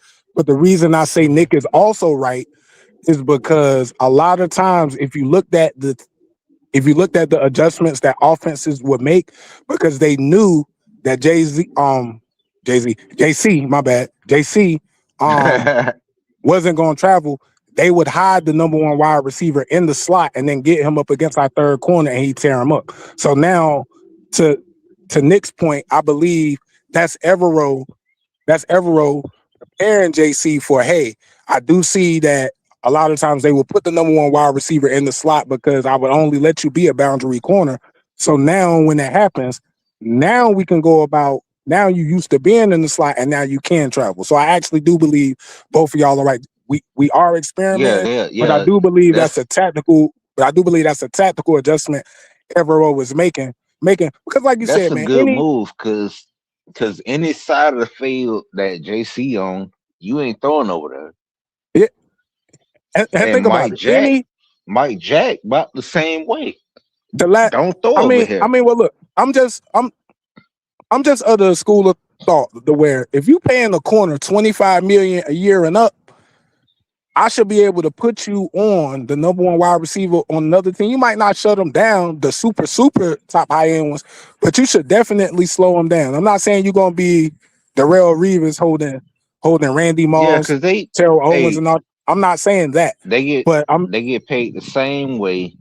I get paid to make a catch. I get paid to shut that shit down. Exactly.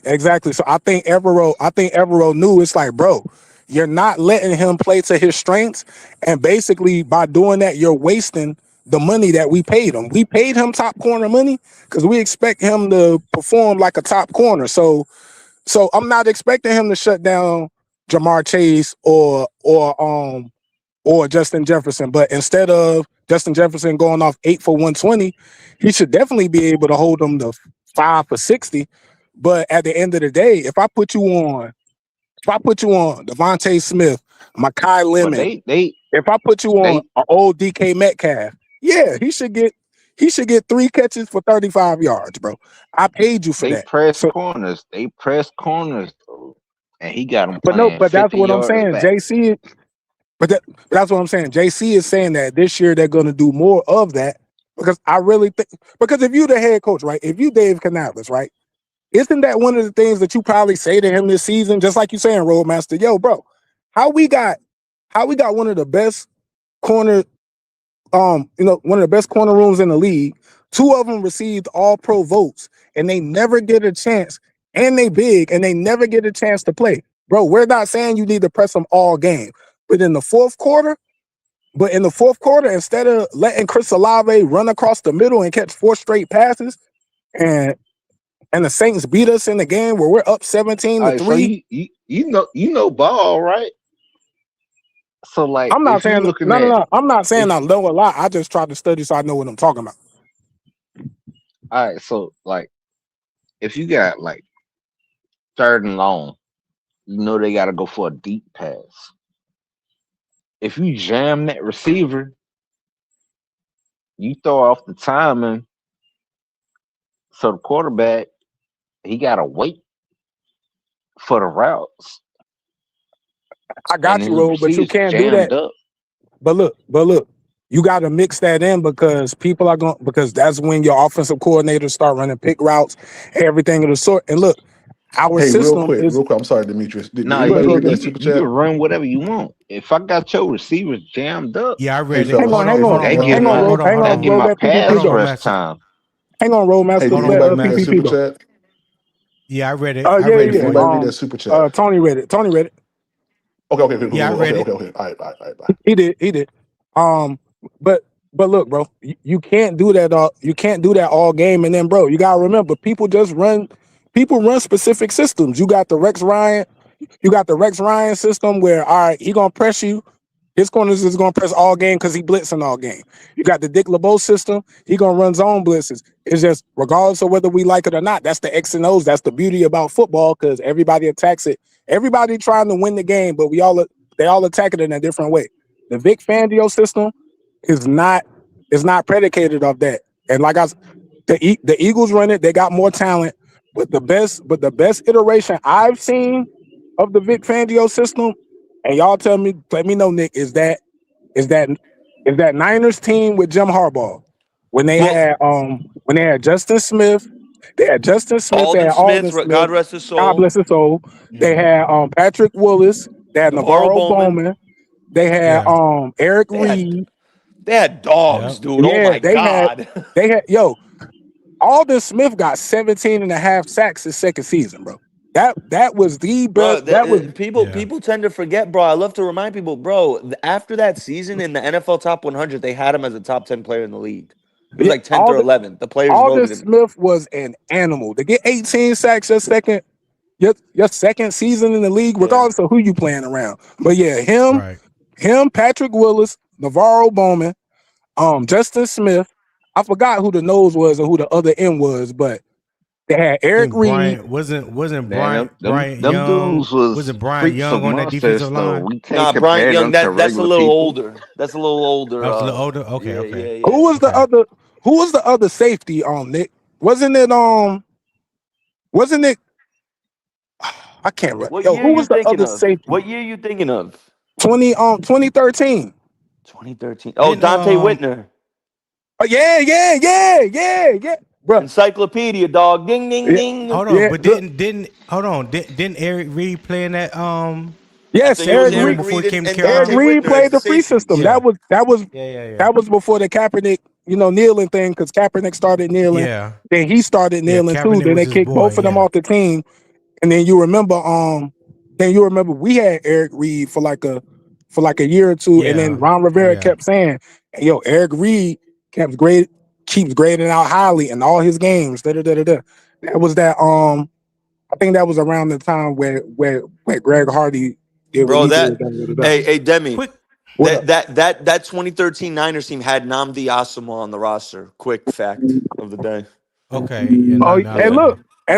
look! I don't even remember him getting that much burn, yo. And That's what he I'm was one of saying. the I don't even best corners. remember him being on the That team. show you how stupid that defense was, bro. And that defense was coordinated by Vic Fangio, bro.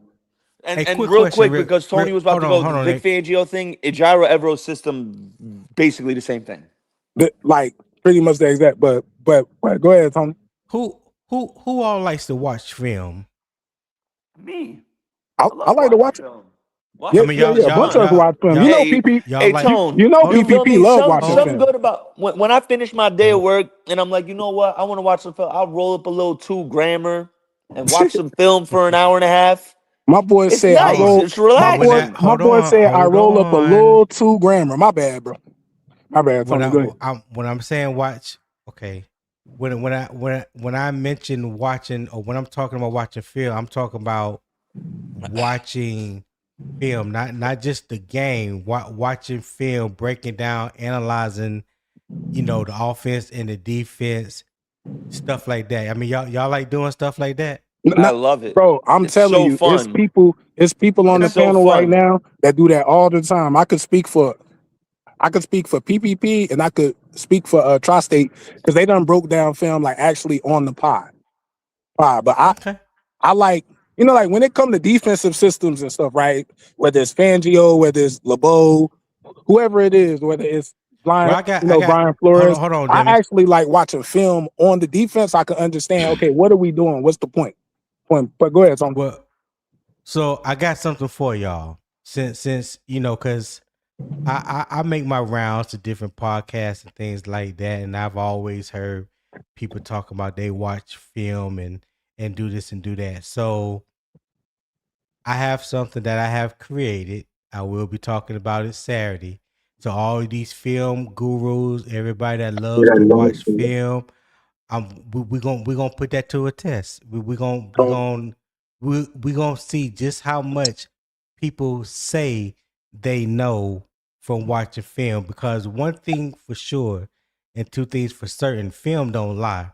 And Yeah, of so, course. whatever your conversation is about a particular player, or a defense, or offense, or a team, or whatever, we're gonna see. We're gonna see if your eyes can marry to what you say based off what you see. So I've I'm gonna just say already this, bro. created. Go ahead. I'm gonna just say this, bro. I could, it, and it's because I seen them. I respect their IQ. I seen PPP breakdown film. I seen Tri-State breakdown film. I seen Okay. Unc and them too, but I seen them I multiple times. But listen. look, the main guy, I'm gonna say this last thing. I'm gonna say I this last understand thing. what you're saying. The- I don't care. I don't care about what nobody else has done. Even I no, no, mean, I no. love a You said that we really PPP, my watch boy. film, though. I'm just answering your question. Yeah, that no, I'm just asking a legitimate question. I'm not Yeah, yeah. questioning nobody film study or nothing like that. All I'm saying is I have created a space to where you can where you can go in I on got a you. daily, and we can break down film. We can look at whatever team you want to look at, whatever player that you want to look at. Hey, Tone. When what hold on, Nate. Yeah. What I've created, I promise you, you ain't seen nothing like this from no Tone. other podcaster. I would I'm with love That I I can would tell love you. to I would love to chill with you, dog, and watch the game film of the Niners game Monday night, because I really want to break down Trayvon Morig. He played some linebacker in that game, dog. You know what I mean? And Okay, we I can do that. liked what All I you liked gotta what do I is make saw. all you gotta do is make a request, and we'll pull it up. That Hang on, fellas. I'll be right back. I gotta plug my Yeah, phone up. But yeah, yeah. the last thing I was trying to say, Tone, too, is as far as people that you'll love to put in the room, and I'm gonna drop out before my phone dies. T Yeah, I Cole know plays some Tico. professional Yeah, yeah, I know football, and Tico. the reason I'm throwing him out there is because last year he was watching film and he predicted that Corey Thornton was going to make the roster before he made the roster, even as an undrafted free agent, and he Yep, ended I up making remember the that. roster. So, I remember that, so Demi. yeah, so I Yeah. I definitely remember respect. that. I definitely respect him because it take a certain amount of Well, I know. cojones to actually make that call. You know what I'm I saying? know. I listen. I can tell by conversation how people have conversations about the game of football, whether they truly watching film or they just going off highlights. I don't do Yeah. that. So let me just give you a little snapshot of what I do. I've Okay. been scouting offensive linemen for the past almost 3 years on the college level. I watch film every day when it comes to offensive linemen. That's what I do. So based off of that, I built my own system for people that enjoy watching film and breaking the game down. So I know there's a lot of people that do this and do that, but I promise you it's not to the level that I watch it and how I'm breaking it down. So when I present it to you, and you will see it, you'll know what I'm talking about. So I'm not I'm not putting nobody down or questioning nobody else. I'm just talking about what I do. So if you like to watch film like that, if you a film guru and that's your thing, then I got a place for you. That's all I'm saying. Yeah, I'm with it. You Yeah. know I'm with it. All right. So yeah, like I said, we tune into the CJ's live Saturday, Nick, and I'll be talking about it, and so all the information will get there because it's not going to be on YouTube. It's not going to be on YouTube. It's a we have our own community where we can go in and do this type of stuff and like really look at stuff. And it ain't just NFL. I got college film. I have access to college film, not highlights, film. So any player, any team, whether it's the Power Four, Group of Five, FCS, whatever you want to do, whoever your favorite player, favorite team is, I probably got game film on there. Tone, since you're an avid film guy, I want to ask you a question. If a Go ahead. quarterback, because I was having this debate with a bunch of lively Saints fans the other day, and you know how I get, Tone. As far as debates, I get passionate with my debates. So obviously I'm on a Right. Saints podcast, and I go, and I said the six greatest quarterbacks in NFL history are are these quarterbacks, right? And I named in no specific order. I named Tom Brady, Peyton Manning, Joe Montana, Mahomes, Rodgers, and Breeze, right? And the Saints fans got mad. They were like, "Oh, why'd you name Breeze over Rodgers over Breeze?" Because I'm like, because Rodgers is better than Breeze. Um, Right. and the reasoning behind it, we get into it. They started bringing up the stats. So like, oh, Breeze has more yards, more touchdowns, blah blah. So then we get to the touchdown to interception ratio, right, Tone? And I don't know if you know, like Rodgers has like the most insane touchdown to interception ratio. But basically, to Yeah, to, he to cut into does. the short, into layman's terms, they were shitting on Rodgers. They were like, "Oh, Rodgers didn't throw interceptions because he threw the ball away. He didn't force it into coverage." What say That you makes about no that? sense. Thank That you. makes no Thank you. sense. Thank you. Thank you. Thank you. I'm not But bugging, bro. but Thank but you you. know, but Tri-State, what I've witnessed since I started podcasting, since me and CJ we started Two Fans in the Stands, just going on different people panels and whatnot. I rarely see people debate and have a discussion with an open mind. And what I mean by that is it's like you can make a point about something or someone and be so dug in about your point that you don't even allow yourself to see the other person's point of view. Like you don't understand, you don't people don't allow themselves to say, you know what, that's a good point that you just made. Oh, I didn't think about it like that. Oh, let me go back and look at something because maybe I missed something. It's like people want to be right so bad. They want to be right so bad. And then it turns into, well, if I don't agree with what you say or you don't agree with what I say, then you're wrong and you're the problem. Like I don't understand that. So that's why a lot of time I don't even get into a lot of the discussions or quote unquote debates that people have because they're not open minded enough to even just look at it from your standpoint because you're not agreeing with what they say. You Yeah. know what I'm saying? Yeah. Yeah. So yeah. So what I want to do, what I'm trying to create is people that are open minded to see something different. Not saying I'm trying to change your mind, but just be open minded to know that your opinion or the way that you see it may be changed or may be influenced by somebody else's opinion or about what you actually see. Just don't be so hell bent or dug in into your position to where you can't see what The what may big be picture, the whole possible. story. Right. Yeah. Yeah, the whole Don't story. It's have like, tunnel vision.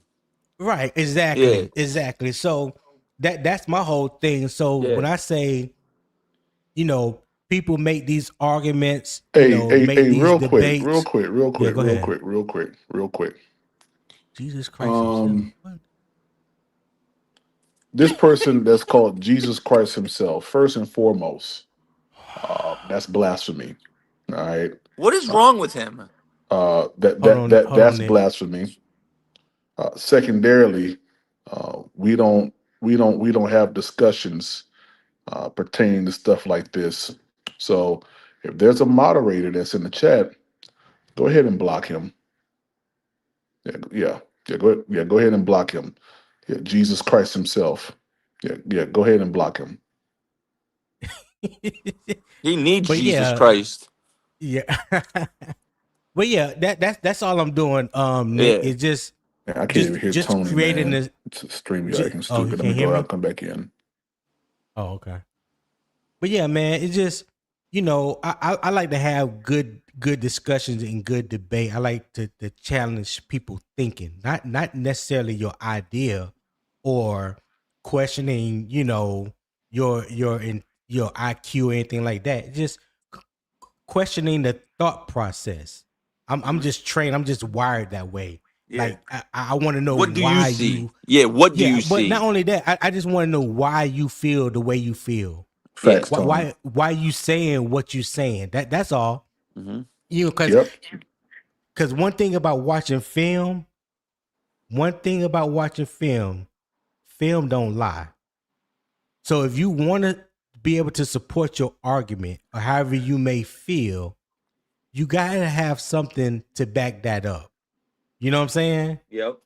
You Absolutely. can't go out here and say like people were saying, oh, Brandon Sorsby is a first round talent. He this and he this and he that. And He's not. I don't watch 4 game films He's of not a Brandon first rounder. Sorsby, and I can tell you he probably That won't even man. go in the 4th round.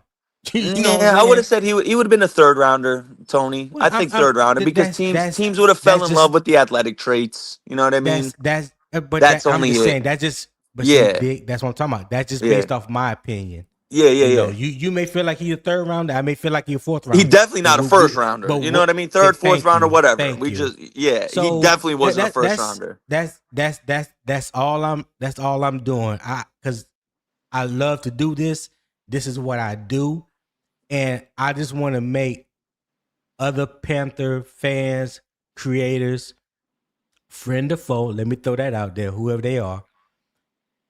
We just make us more educated about the game that we are so passionate about. That's what I love to do. So I feel you. yeah, that's what it is when it comes to me. So come Monday, I got some things rolling out. I may not get into the film the film room breakdown aspect of it Monday, but it will be at some point next week, and it's gonna be something that we can do a few days out the week or on a daily basis. It depended how many people want to join, but it's definitely gonna be out there.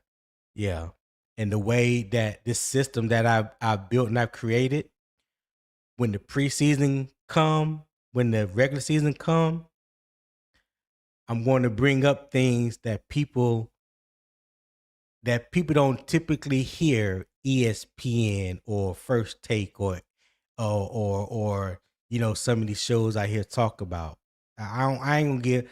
Let me stop talking. I ain't gonna give too much away, but it's gonna be real nice. I promise you, it's No gonna be doubt. real nice. Hey, so as we all know, Bryce made the top 100. How many Panthers do y'all think will make the top 100 this year? How many Panthers? Ooh, Yeah. I would say I got a follow up Bryce, question after Tone. Bryce is one. I think JC will make it. I think JC's gonna make it too. I think Tech would make it off the strength of him winning Offensive Rookie of the Year. I think I saw something on Twitter that said Offensive Rookie of the Year made the NFL top 100 4 years in a row. Oh, okay. Yeah. I mean, it makes sense. It Yeah. makes sense. Yeah. Outside, ooh. I think Devin Lloyd's gonna make it, Tone. He has to, I feel like. He's one of the best off ball linebackers. I think yes, because Devin Lloyd did have 5 interceptions last year. I believe he led the linebackers. Correct me if I'm wrong. Did he not lead the linebackers in interceptions Yes, he did. last year? Yes, he did. Okay. All right. So yeah. I think Bryce, JC, Tet, and Lloyd. It's crazy. I don't think Derek Brown's not gonna make it, which is unfortunate because like I look at it like when he broke the tackle record for D tackles, he didn't even make NFL top 100, which was blasphemy then. But if they didn't do it then, I don't think they're gonna do it now. So yeah, because I was having this debate with Panther fans yesterday. I was like, who do you think who has a higher chance of making the top 100, JC or Derek Brown? Yeah, I was on the panel. With Unk and them. Yeah, shout out Unk. Yeah, shout out Unk. But yeah, man, that's I would look because I'm a Derek Brown fan.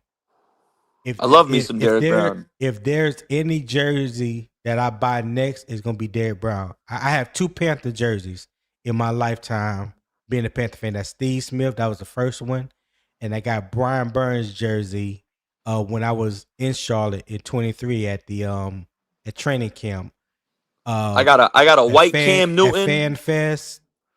Yeah, at Fan Fest, they had ran out of Bryce Young jersey that was in my size, and the only other player that I could get was Brian Burns. So I got yeah, 3. I got a white and they Cam didn't have Newton, no Derrick Browns. a Go ahead, my black bad. Lou Kuechly, and a blue Steve Smith. Those are the 3 jerseys I got Yeah, for yeah. sure. So yeah, man. Can How you hear you me, feeling PvP? about how optimistic 1 through 10, Yeah, I can Tone? hear you. Yeah, we hear you, Okay. PPP.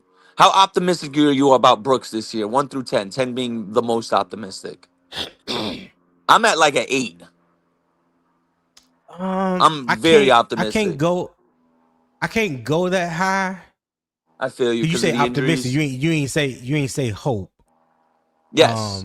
Yeah. Optimistic mean well, okay. So let me say this. Meaning what? Optimistic that he would do what? Like that he'll stay healthy. Oh, that he would stay healthy. Yeah. Yeah, I would get at about a 6 or a 7. Yeah, Yeah. that he would stay healthy. Yeah, Yeah. I could be a little bit more optimistic about that. I really think if See, he plays a full 17 games, Tone, I really strongly believe he has a very good chance of winning comeback player of the year. well, yeah, I yeah. genuinely believe he If can he win comeback if player of the he year. if he's able to play a full 17, that means that he contributed to the offense in some way, shape, or form. I do truly believe that. And I don't know what the outcome would be. None of us do. I don't Mhm. know if he plays well enough to supplant Chuba Hubbard um during the season or even for next season. I just want to see the young man stay healthy for a full 17 games, and we will have a better understanding, a better picture of what he can and can't do. Because Mm. we haven't had a full season of that from him yet. So in essence, it's almost like this is his rookie season. You know what I'm saying? Yeah. In essence, This yeah. is his rookie season. Yeah. So, the expectations that a lot of people are putting on him based on whether he's healthy or not, I get it. I understand it, but for me, I'm not gonna set the bar too high. I'm gonna crawl before I walk. So I just want to see the man stay healthy. And I believe if he does do that, we will get something out of him that we haven't seen. So what that would look like, I have no idea. I feel you. I feel you. Yeah. This defense, man, I'm hyped for this defense this year, man. I really am. I really Yeah. am. Well, let me ask you a question, because we was having this conversation before you came in, and I think Uh-huh. you may have been on the panel on Unk Channel when this conversation came up, and I think we were talking about the position that has the least amount of depth, and my answer was linebacker. I I said because agree. outside of Devin Lloyd, we You got really nothing. have nobody that Yeah. we can hang our. Okay, so cool. Yeah. Okay. Yeah. Yeah. 1000% agree. I think we're Yeah. pretty deep at D lineman. We're pretty deep at edge. We're pretty deep at corner. We got 4 safeties. You know what I mean? Morrig, Scott, Zaki, Ransom. We're pretty solid there. We got 4 or 5 corners. I mean, the offensive line's pretty stout. Wide receiver room's as deep as it's ever been in Carolina history. We got 4 Yeah. running backs. I mean, yeah, it's no doubt linebacker. Yeah. Hey, Yeah. Eternal, what you Eternal said? Why Panther fans set the bar low every year, but glaze small shit? How we ever going to win a Super Bowl with low expectations? What you mean by that, Eternal? What exactly are you talking about? I would love to know. Luke ain't get into Hall of Fame, get into the Hall of Fame from low production. Yeah, I ain't never said Luke gave us low production. I don't know who said that. So, but yeah.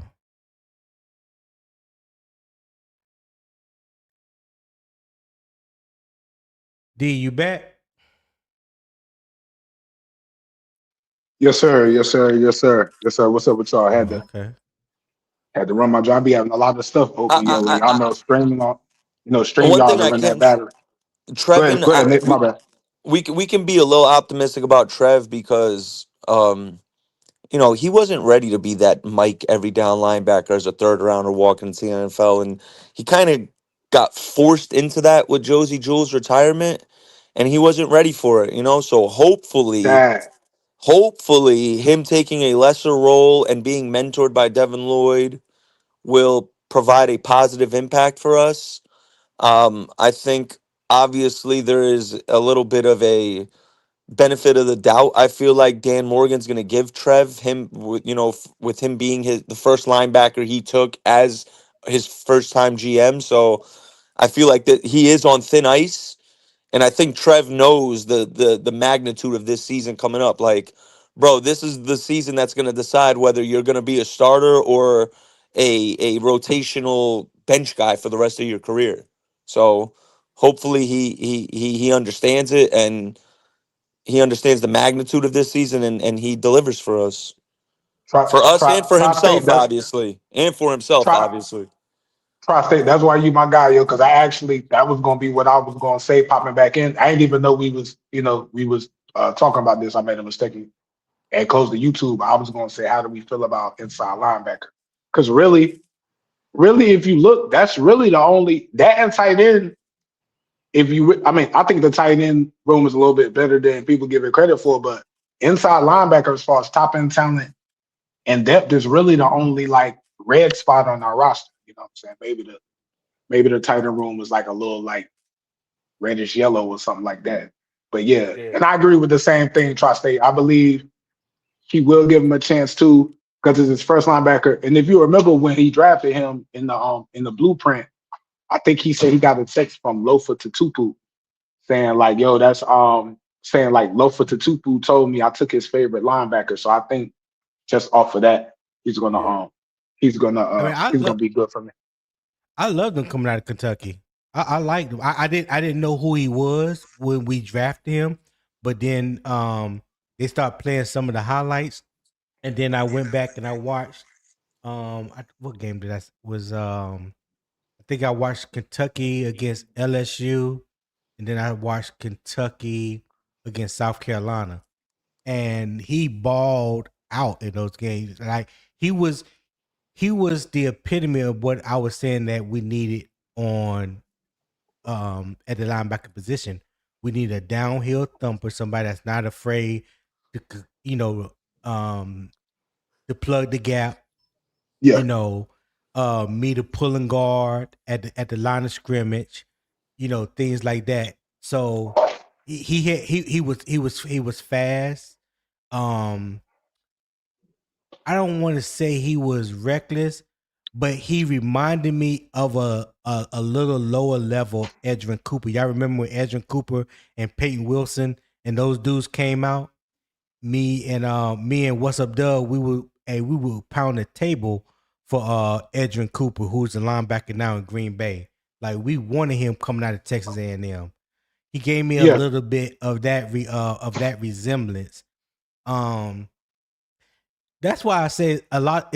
And when we draft players, that's why it's so important to draft players that fit your scheme. You know what I'm saying? It's so yeah, important to draft players that fit your scheme. Because if you look at how we use Trevin Wallace at Carolina compared to what he did at Kentucky, it's kind of night and day. Even though he's playing the same position, his responsibilities weren't the same. And I yeah, think that took away from his game and not being able to use his athleticism that he in a way that he was used to. You know what I'm saying? He was used yeah, to being that downhill thumper, uh, being able to cover the running back out of the backfield, things like that. He had more of a instincts about him, because he had that. He's kind of twitchy, So one of the strong suits about linebacker is being able to trigger, diagnose the play, and can you, how fast can you trigger to get to your spot. Because nine times out of 10, you trying to beat an offensive lineman to that spot. That's what Yeah. Luke Kuechly was so great at. That's what made him great. Diagnosing plays and allowing his instincts to trigger a lot faster than most linebackers. I Well, just haven't seen hopefully, him. Go ahead. go ahead. Go ahead. No, Finish I'm your saying point. My I bad. just My bad. I just haven't been able. I just haven't seen that from him in Carolina, and I don't want to put it all on him and say it's just him. I think the scheme has a lot to do with it because remember when they made that switch and they took the red dot off of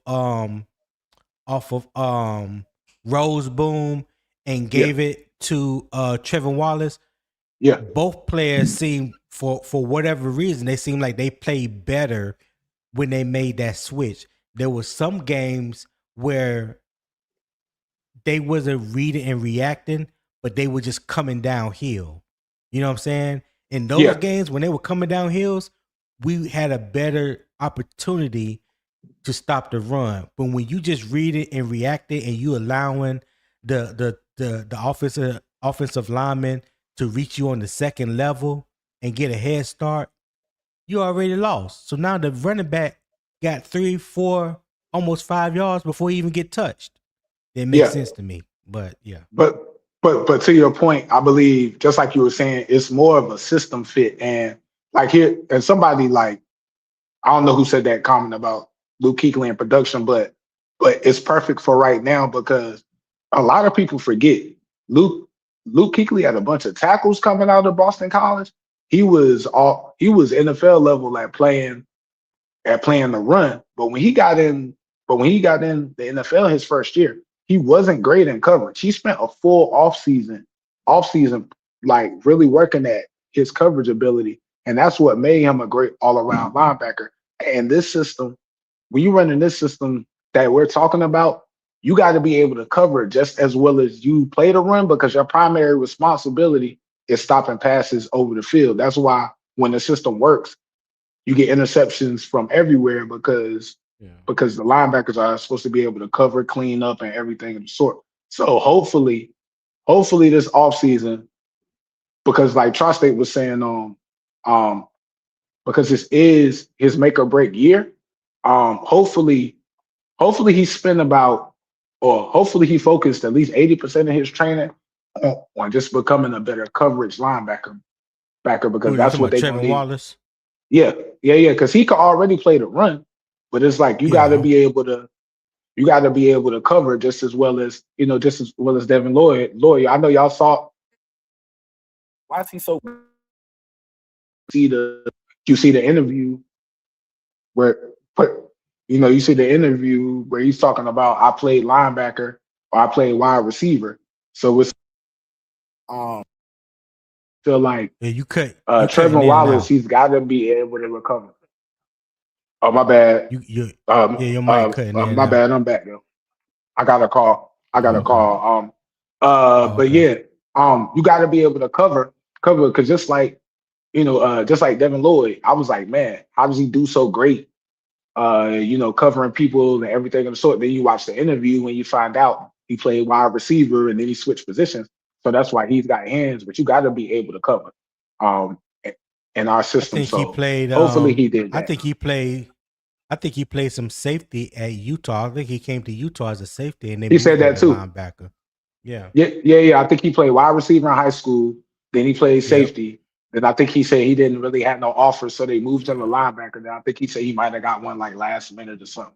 So yeah, he Yeah. definitely because of that wide receiver and safety background, it's basically like he's a DB-ish linebacker. So you basically got to be able to match that. But hopefully, because if he doesn't deliver this year, I believe that's our next high round pick, and I believe it'll be a first round pick.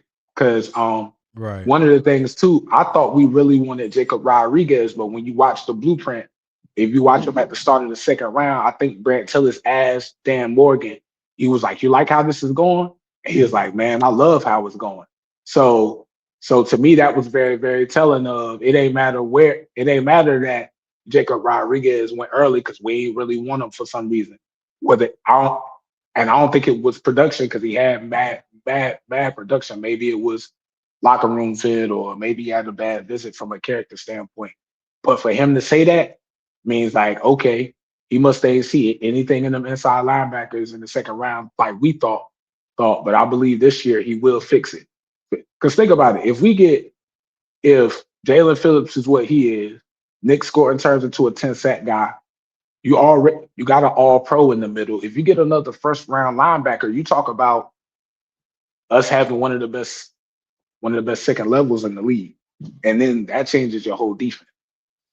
So yeah, if Trevor Wallace don't do it this year, I definitely believe that Dan Moore gonna spend a first round pick next year. And I saw like a rumor, something about one of them inside linebackers from Miami, but Cat Crave and all them sites is always talking about projected and mock trades and stuff. Um, Yeah. some linebacker from Miami that they was talking about. In the draft that we just had, or next year? No. They was talking about we should make a trade for a certain linebacker. Oh! You talking about the Miami Dolphins? Yeah, Oh, I okay. think it was Yeah, like I don't know. I don't I know. think it was I think it was Jordan something. Jordan Brooks. Maybe, yeah, Yeah, Eternal maybe. said Jordan Brooks. I think he spelled it. Okay. Okay, I think he spelled his Yeah. name Okay. Jordyn. So yeah, I Yeah. think it was. I That just remember seeing the that's what article, but I Eternal ain't put got in too the much stock chat. into That's what he got in the chat. it. Okay, Yeah. okay. Good I looking, Joe. wanna. I mean, on I Eternal. got this. I got this itch that I want to break down this Fangio defense, but I'm gonna wait. I'm gonna wait. Nah, break it I down, want to man. talk about. It's Nah, interesting, man. not today. Not today. This ain't my I just channel. think it. Oh, okay. I get what you said. I thought you was talking about Yeah. like in your personal time, but nah, I like doing it because, of course, as fans, we start asking questions.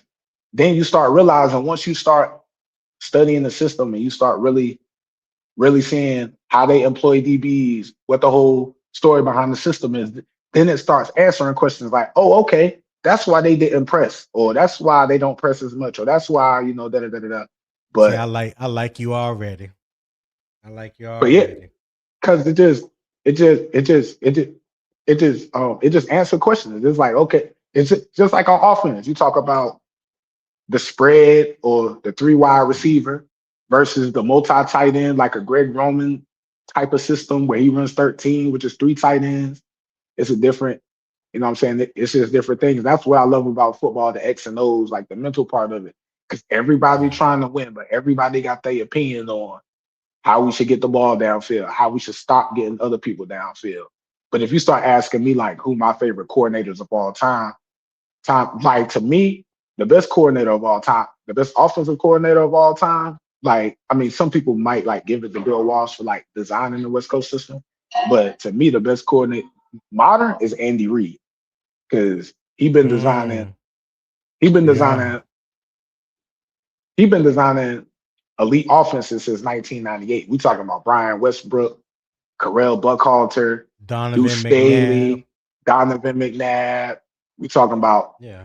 bringing Michael Vick back, LaShawn McCoy, Terrell Clyde Owens. Edwards-Helaire, Terrell Owens, shoot, Alex Smith, shoot, Yeah. uh, Andy Reid got Kevin Cobb paid. I don't know if y'all remember Kevin Cobb, the dude that was the backup in Philadelphia, and Yeah, I remember Kevin Cobb. Yeah. then he signed a contract with Arizona, back when Ken Wisenhunt was the coach, and Mm-hmm. then he just kind of flamed out, but like. And that's my thing, like not a knock on Sean Payton because he used to coach the Saints, but like, and I think somebody on Cat Scratch Reader had broke this down because I was talking about we should have hired Sean Payton as our head coach. That was a big time we was interviewing with us, but he broke it down for me. He was like, think about it, bro. Dude, dude had a Hall of Fame quarterback for 15 years. He only made the playoffs 6 times, even though he had bad defenses then, and they only made it the one Super Bowl. I mean, now you could debate that Rams game. Of course, that should have been a flag. I just got to keep it real from a real standpoint.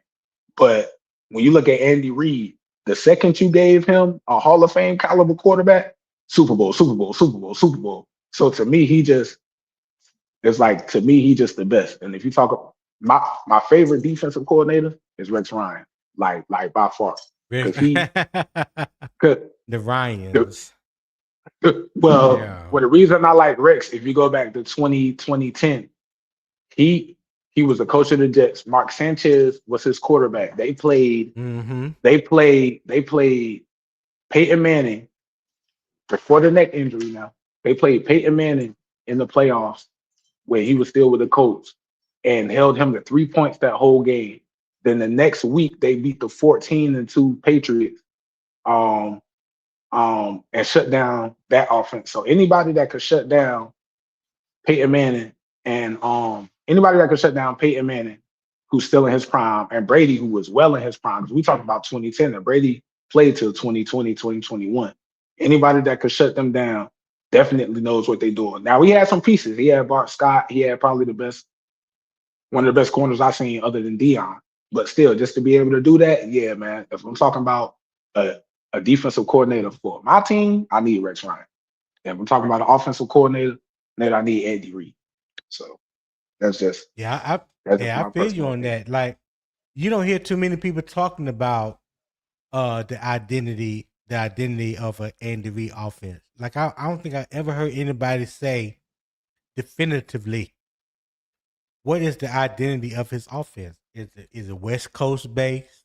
You know, is it pro His style? is West. You know, His is West Coast because he's from the Mike Holmgren tree. So I don't know if you remember Green yeah, I Bay remember back Mike. in the day when Yeah, Green Bay when they went to the Super Bowl in '97 and they won them. Oh well, they actually went in '97 and '98, but they lost to Elway in '98. But Brett Favre won 3 back-to-back MVPs. So on that staff, Mike Holmgren was the head coach. Andy Reid was the offensive coordinator. They had a quarterback coach you're named right. Steve Mariucci. He's popular because of Yep. NFL Network, but he ended up becoming the head the coach. Detroit He Lions, was Detroit Lions head coach. Yeah, yep. When they yeah, had I think when they had Calvin and Roy Williams. Yep. So yep. They he did. was Brett Favre's quarterback coach because he used to talk about when he was trying to teach Brett Favre to play action fake.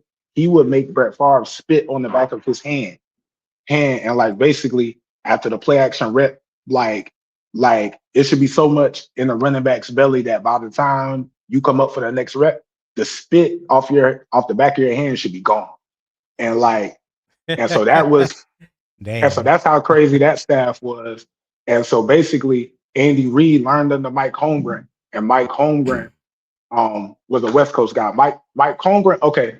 Remember that time we went, remember '05 when Steve Smith set the triple got the Triple Triple Crown Crown. Yeah. and we went to the playoffs and we lost to the Seahawks? Mike Holmgren was Right. their head Mike coach. Homer was the head coach. Yeah. Yeah, Yep. So Yeah. his is like West Coast quick passing. His is West Coast quick passing, and his is predicated off of having receiving backs that can get in space and everything. His first, like, people don't remember how nasty Brian Westbrook was, and then everybody got to remember, bro. Shit. Who? I remember. Um, I think how many he made? Yeah, I remember. 4 or 5. Andy Reid went to 4 straight NFC championship games. That's what He lost. that's with Donovan McNabb at quarterback. Yeah. And that's why I was Yeah, saying I think they went like 3. 3 or 4. No. I know it was I 3. think they went to 4, but they only won one. They lost to the Bucks, which had one of the best defenses in history at the time. We're talking Derek Brooks, Warren Sapp, all them. They lost to the Oh Rams. yeah, Tampa. Yeah. They lost to the Rams that year. They went to the Super Bowl and beat the Titans. And they finally beat. Remember, the team they finally beat was the Atlanta Falcons with Mike Vick. Then they went and played the Patriots and lost when T.O. was playing on a hurt leg and all that. Yeah, I But remember yeah, that. Andy Reid been building Pro Bowl. Andy Reid been building offenses and churning out Pro Bowlers on offense since 1998. Bro. I forgot he used to, I forgot that one nugget that he coached under Mike Holmgren in Green Bay. I forgot Yeah, about that. yep. That whole staff was crazy. That's why if one of the Super Bowls they recently won, so like they won this. I think it was that 2022 Super Bowl. And shout out to Andy Reid too, because he's mad relatable. He went to the post game. He went to the podium, and one of the people at the podium was Randy Moss, and Randy Moss is trying to congratulate him on winning the Super Bowl, and Andy Reid is like, "Yo, bro, do you know how nice you was, bro? When I was with the Packers, we used to have to play you, and we couldn't stop you." And Randy Moss kind of laughed and chuckled. He was like, "I appreciate that, bro, but just about you and your team winning the Super Bowl." So like that's how long he's been around. Because if you remember, um, Randy Moss with the Vikings. Because I'm gonna never forget that Vikings versus Cowboys game on Thanksgiving when he went bananas on you. Right. But yeah, man, Andy Reid been the best. If I had to pick my number two. See, I don't really know. So this is where it get kind of dicey for me. Like, Josh McDaniels is good, but you had Tom Brady. I can't really blame him. But maybe I like Sean Payton as a play designer. I just don't really know. But yeah, my number one offensive coordinator, my number one is definitely Andy Reid. I can respect that. I don't think you can go wrong with that. And again, a lot of people probably wouldn't agree with you because it's not a sexy pick, but the production, the proof is in the pudding, and he had production before he got to Kansas City. So and then people got to remember I think he's won 100 games. He's well above 50% win percentage with multiple franchises. And like honestly, well, you wouldn't call him the greatest of all time because Belichick got 6 or 7. But if he had won a Super Bowl with Philly, plus the 3 that he won so far, you'll probably slot him as number 2, and people call him number 2 right now. And to me, if I'm him, I'm coaching as long as he's not gonna coach Patrick Mahomes' whole career. But if I'm Pat, I'm like, bro, at least coach for like another. You don't think so? Try to coach for another 3. Nah, because I think stay there as long as Pat there. I think he in his 70s, and I think Pat, just off the nature of the quarterback position, I think Pat could play till he's 40, and I think Pat only 29. So you talking about another 11 years? I think Andy Reid almost 70. That kind of changes a little bit, saying that Pat played to 40, especially coming off that knee injury. So you gotta kind of factor that in. I would say a little bit because it's not like he's injury free, going forward. He's gonna always have that knee injury. That's gonna always be there. You know what I'm saying? People are going to talk about that and pray that he don't have another one. But the fact that he has one, I mean, I don't the only know. reason Before then, I would say Pat gonna play probably about 15 years in this league or so. But after that knee injury, the only reason you got more of a point being that he's more of a mobile guy. But the only thing is, and I mean, two different play styles, but you gotta remember, Brady tore his ACL because of catching that helmet in 2008, and he played till 2020. So kind of like the same argument I was making with Jonathan Brooks earlier with medical science coming further, and I just believe he'll play for at least another 10.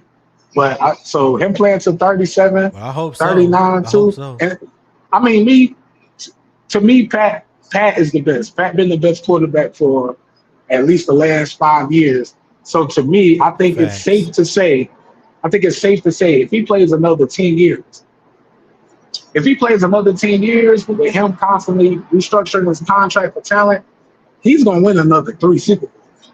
I mean, to me, the only real debate is do you catch Brady? So I think I think he definitely gets 5 because he already got 3. He he been to 5, got 3. He definitely gets 5 because he already got 3. Can you get to 7? Because and as far as like Mm-hmm. Super Bowls and greatest quarterbacks of all time, yeah, you might put Manning higher, but he's already got more Super Bowls than Manning. He got more than Elway. He got more than Yeah, he got more I than don't put Breeze. nobody. He I don't got put more than nobody but Rodgers. yeah, I don't put nobody above Patrick Mahomes but Tom Brady. It's Oh, those two are top. I'm talking about for me. Those two are top two. When you just not just Super Bowls. I'm yeah. talking about Patrick Mahomes now. Not just the Super Bowls that he's won because he's been to 5. He's won 3. If I'm not mistaken, been to 5, won 3. Is that right?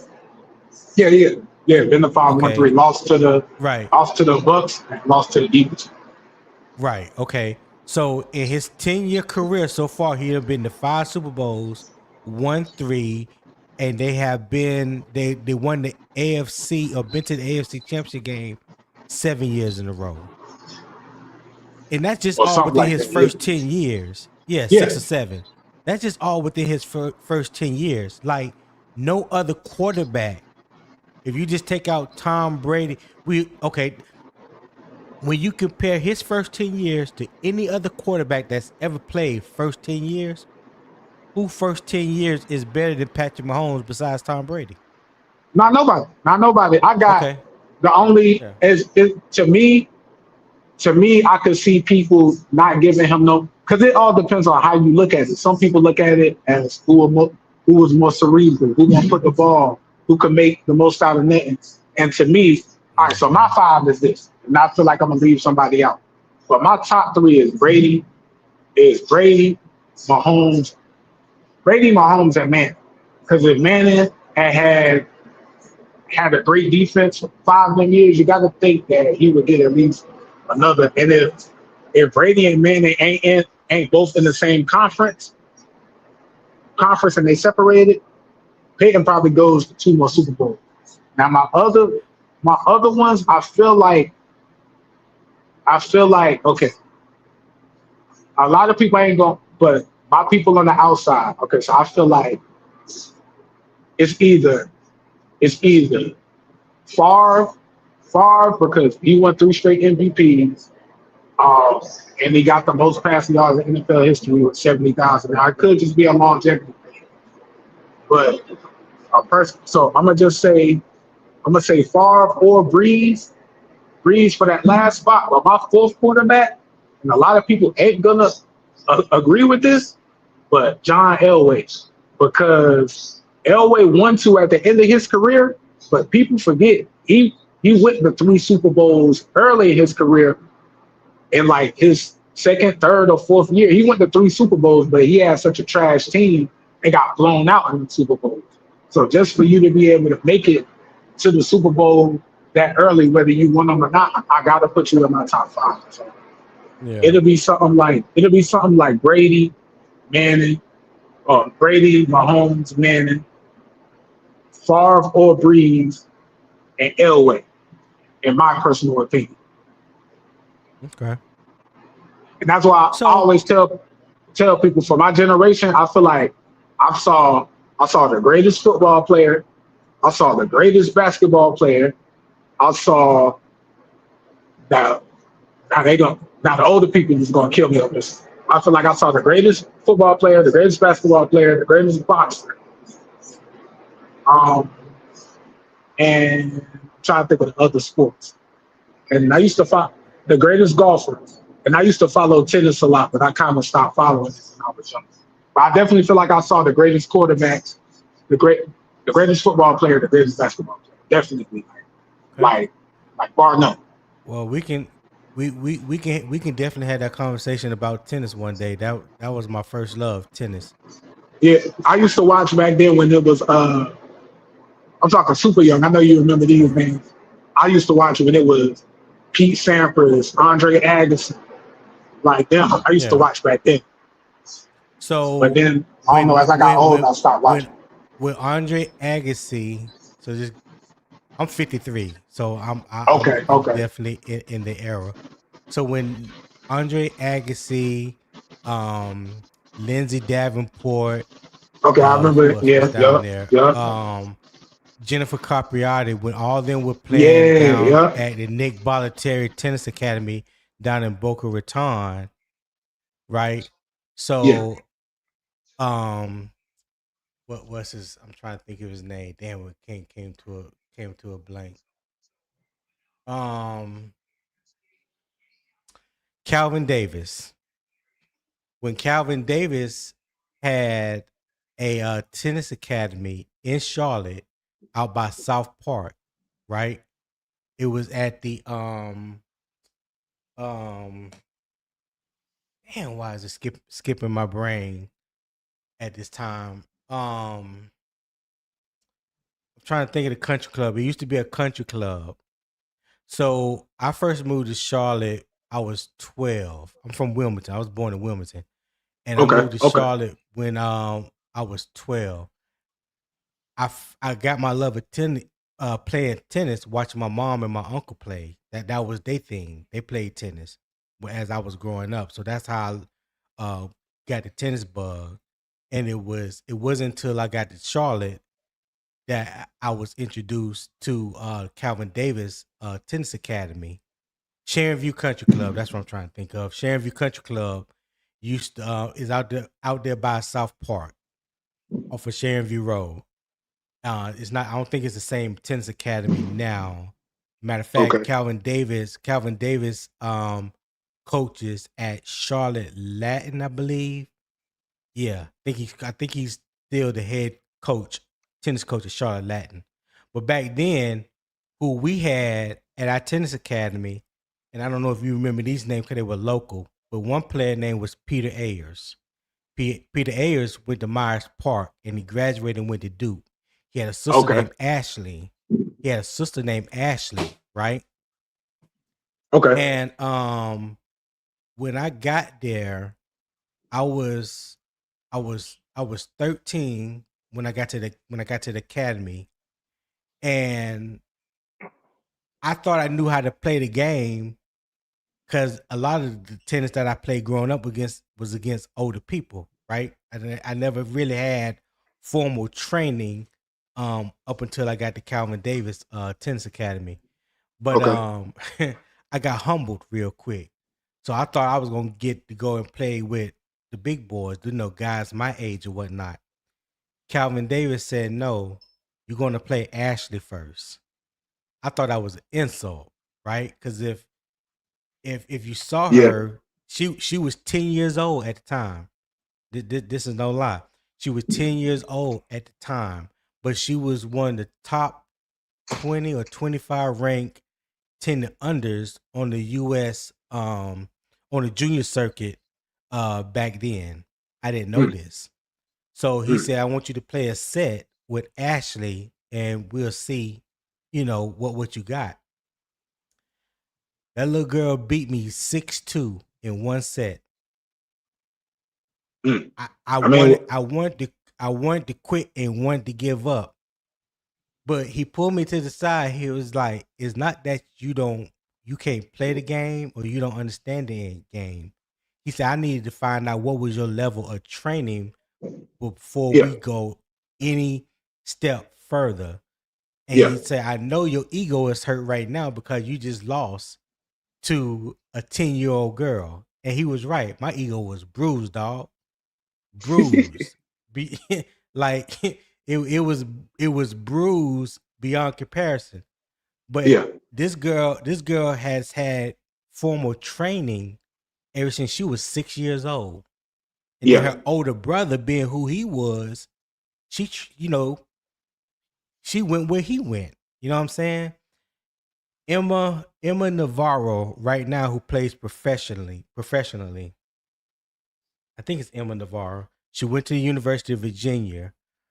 Her coach right now in WTA is Peter Ayers. Peter Ayers is her coach right That's now. dope. Emma Navarro, if I'm not mistaken, is like top 15, top 20 in the world right now. And he's been coaching her ever since he coached her at Virginia, and now he's her professional coach.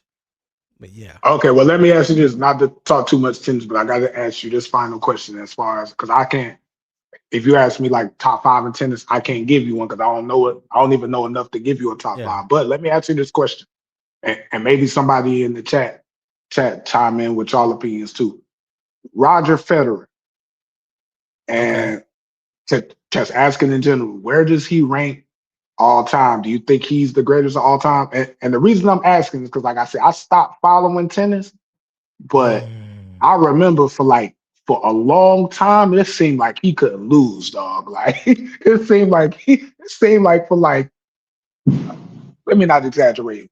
It seemed like for like 5 to 10 years. Okay, let me not say 10. It seemed for like 5 years straight though, he was unbeatable. Like he never lost. Like Yeah, and he had his like run. He had a it seemed run. like he was unstoppable, bro. Novak Djokovic had a run. Rafael Nadal had a run, and they runs kind of all happened at the same time. It was like those three were the only three that was winning like Grand Slam big tournaments. You know what I'm saying? But Yeah, now but I you got remember. Yannick Skinner. Now you got Carlos Alcaraz. You know the young guns that are coming up. That's kind of have pushed the old guard out the way. But just let me take you further back than that. There was a time when Ivan Lendl, you know what I'm saying, Boris Becker, those guys. I'm familiar with Um, Becker, not as much with Lindell. yeah, Ivan Lendl was nice. Ivan Lendl is the only tennis player that I know that was sponsored by Adidas and played with an Adidas tennis racket. And I wanted Okay. one just for the fact that he had one. I Yeah. just had to ask you about Federer because I remember like it seemed like for a long time he couldn't lose. And one day I'm in front of the TV and they talking about the Mhm. scores. And when he finally lost, I was like, oh my God, like who beat him? 'Cause, Yeah. yo, bro, for the longest, I remember shoot, man, I remember Lil Wayne saying Roger Federer, there's no competitor. I was like, yeah, Yeah. he gotta be stupid nice. But then I just kind of like I think I just stopped watching tennis altogether. Yeah. But yeah, my favorite sports is Yeah, we football, can. football, Yeah, basketball, and boxing. we can definitely have that conversation one day. But I'm gonna get back to football because I know Yes, sir. this ain't no Yes, sir. tennis channel or nothing like that. So we don't went off on a tangent. Yeah, yeah. So My bad. My bad. when we were just talking about quarterback play and you mentioned that Patrick Mahomes can play to he's like 40 years old, what have you. How long do you think Bryce can play in this league? I think Bryce. I think. I think the days of being surprised where a quarterback is playing till 37. I think the days of like, oh my God. I think 37 is a young quarterback age now. 35, 30. Well, let me not say 37. I think 35 is a young quarterback age now. Now, when you got Rodgers playing till he's 43 and Brady playing till he's 40, well, Brady playing till he's 43, Rodgers is play, playing when he's 40. I think Rodgers might have won the MVP at 36. I'm not saying everybody's Aaron Rodgers, but we're not gonna start the me and Aaron Rodgers conversation. That's a whole nother conversation. I got a different opinion that most people wouldn't agree with for Aaron Rodgers. But but uh but yeah, I think the days of being surprised of a quarterback playing till they 35, 37, 38, I think those are gone, barring like some serious injury. Like, and Right. when I say super serious, I mean like more serious than like tearing the ligament. I mean like as long as you don't get like a Teddy Bridgewater type joint where throw your whole knee out of place, or you don't tear, you know, a bunch of ligaments at the same time, I I think you're cool. But with Bryce's main thing is going to be this. This going to determine this season whether you were worth the number one overall pick or whether you should have been drafted in maybe like the double digits. Like to me, but but the thing with him is he's the only person where I've ever given them a pass for their first season. Just with the turmoil, everything that was going on. Some people Don't say wanted them. that. Don't say that too Some loud. people Now, did. don't say that too loud. No. I say that proudly only because to me it just shows me how, as a football fan and somebody that claims to analyze the game, Yeah, nobody we can we pass on just that. But okay. We sound like we lost you for a anyway, minute. Go ahead. so look, yeah, my bad, I had a call, but yeah, most of the time I don't give a pass to anybody on anything. When you're talking about the hardest position in all of professional sports, you got half the staff that wants to be run first and play action. You got half the staff that wants to be a spread offense. Your head coach, quarterback, and assistant coach wanted CJ Stroud. Everybody else wanted you. The owner for it's like you can't survive in that. And you don't got no weapons. Like, bro, we was trying to count on DJ Chark as a number one because he won one Pro Bowl when he was more like a 3 or a 4. So so that basically messed up your first year. So what I'm saying is, with all that happening, the fact that he's been able to consistently improve, he's cool. So to me though, Mhm. I think for us to feel like, I mean, okay, let me tell So you what a kill the so argument. so it. But let me If so if he throws for if he 4,000, my stays bad. if he stays healthy, how long? Let's address that If he's question first. If he stays healthy, how long do you see him playing? Well, the reason I took it more of a production thing is because I think the production this year will determine if he's going to be a starting quarterback for the rest of his career or if he's going to be a high level backup. So if you tell me that this year he's going to throw for 3,900, 4,000, and he's going to throw 30 touchdowns and 7 interceptions, then you're going to be a starter. You're going to be a high level starter for a very long time. But if you Why tell me this? that you're going to throw 23 and 11 and you're going to have 3,200 yards and there's no major injury to a wide receiver or something, then you're probably going to be more like a Alex Smith, where it's like you could start, but unless you got an So Andy so you Reid or a think Sean Payton, so it'll you be, think based off of what he do this year is going to determine the trajectory of the rest of his NFL career? yes, I'm gonna say frankly, I'm gonna say this, and I've said this on this podcast and other podcasts. I'm gonna say frankly, Mm-hmm. what he does this year is going to determine if we pay him. Well, I think so. Let me just throw this out here. I think they But have already decided that they're going to pay him. I I don't think this season is as crucial as some people make it out to be. it's gotta That's be. just my opinion. It's got look. Okay. When they add little, and I'm not discounting your opinion. I love where you be coming Bro, from. I no, think, but what I'm you saying ain't gotta is, keep saying that. Hey, just give your what opinion. what I'm saying is this: when they ask your EVP, when they ask Brad Tillis how you feel about Bryce, and he says, "Oh, he's coming along, da da da da da X Y Z." That's not very, that's very telling. It's like, yeah, you might be coming along. Mm. We need a quarterback. Everybody wants a quarterback where they like, are you kidding me? It's Patrick Mahomes. Are you kidding me? It's Joe Burrow. Are you kidding me? It's Lamar Jackson. We want that type of quarterback. Nobody's been able to get, even Dan Morgan, who was on the team that drafted him, even as the assistant GM, has said, oh, we'll see where it goes. So what that's telling me is, yo, bro, we're not saying that you can't play. So basically what the staff is saying is this in my opinion. And I'd love to know what you think. And anybody else pop up, please pop up to the panel. Shout out the Panthers Prime Podcast, hit the cash app. But yo, to me, they're saying, yo, you could play, you're a good leader, but you don't have the raw production yet for us to give you 55, 60 million and tie up the cap. So at the end of the day, we're gonna wait. It's no reason we should rush. And see, this is the worst thing.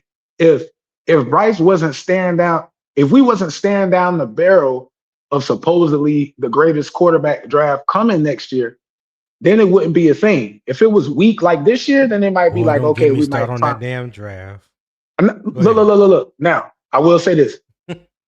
Disclaimer. I haven't broken down any people in the draft. I ain't watched no film, But I'm saying that Don't you worry. because We a will lot get of to people, it. Don't of even course, worry. We of course. will get to it. But the only reason I'm saying that and I feel comfortable saying that is because I've seen analysts and people who I respect they quarterback opinions and everything say, yo, this coming draft is gonna be one of the best quarterback drafts ever. So at the end of the day, it's like because this is the thing. I like Bryce. I didn't want Bryce. I wanted CJ. But again, I'm confident in him, which shows that I've been unbiased the whole time because he has improved. But I'm not going to give you 65 million for 3,300 yards at the end of the day. I'll just replace you because whatever you got to give me 4,000 or some. You don't got to give me exactly 4, but it better be 38.50. You got to give me 4,000. You got to give me 25 to 30, and you got to give me 10 or less Okay. interceptions, and that's just So what it is. Sometimes the so production got to match.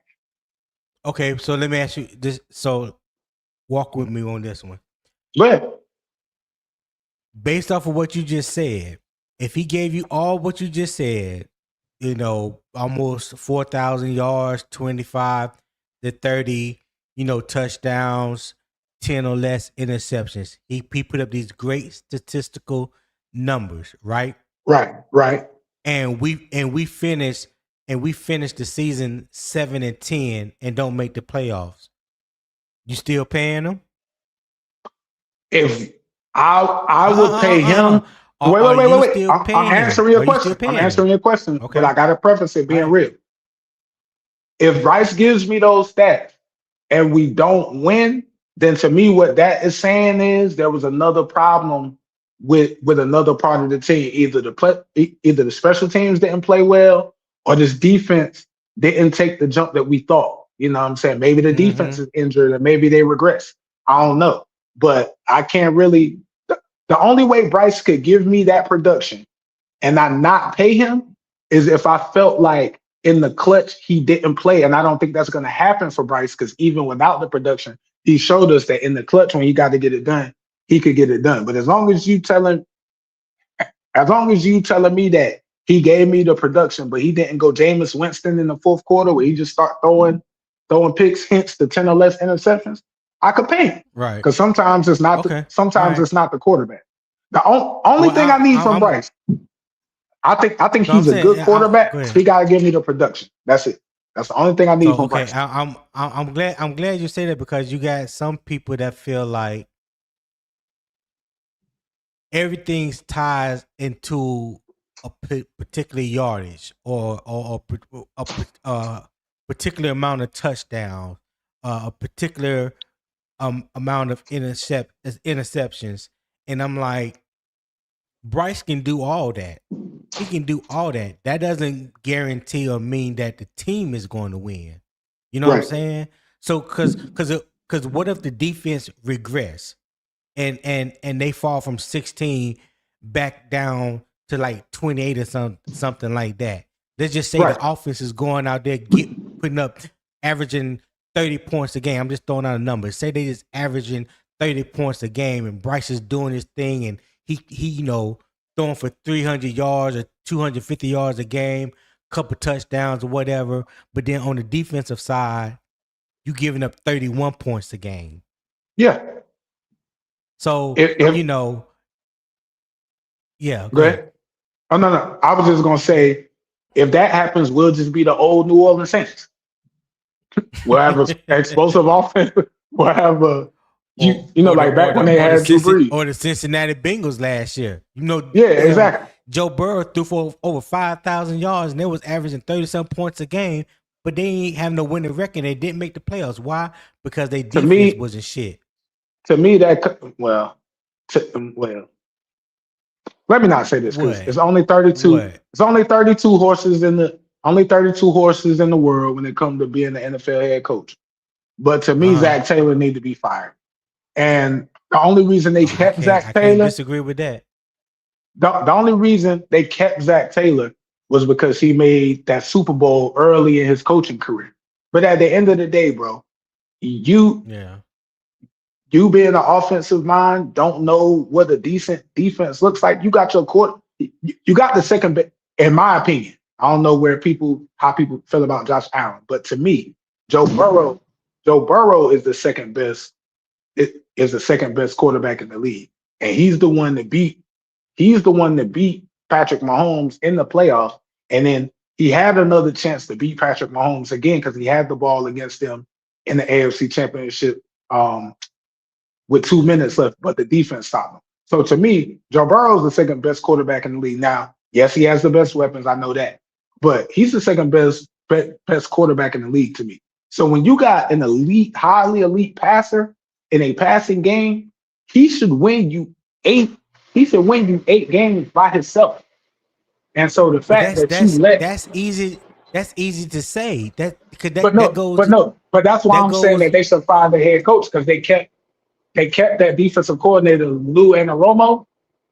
They kept him for way too longer. And even if you remember when Cincinnati would make their deep playoff run, the defense never played great during the regular season. They always got it together during the playoffs.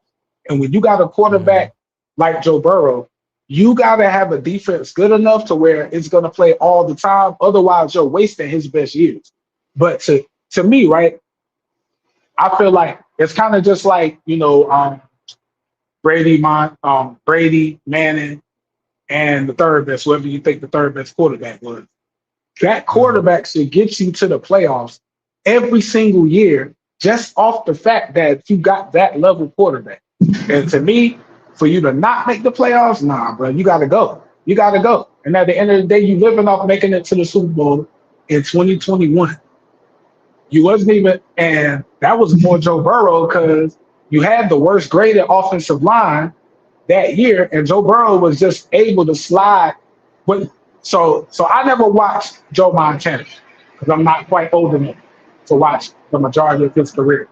But they say that Joe Montana was known for being Joe Cool, meaning like the pocket could collapse around him, and somehow he'll squirt out. I always kept it cool and was able to find the same. I watched Joe Yeah. Burrow do that year. I remember when they played the Titans in that playoff game. He got out of about 9 sacks, bro, because I wasn't rooting for them.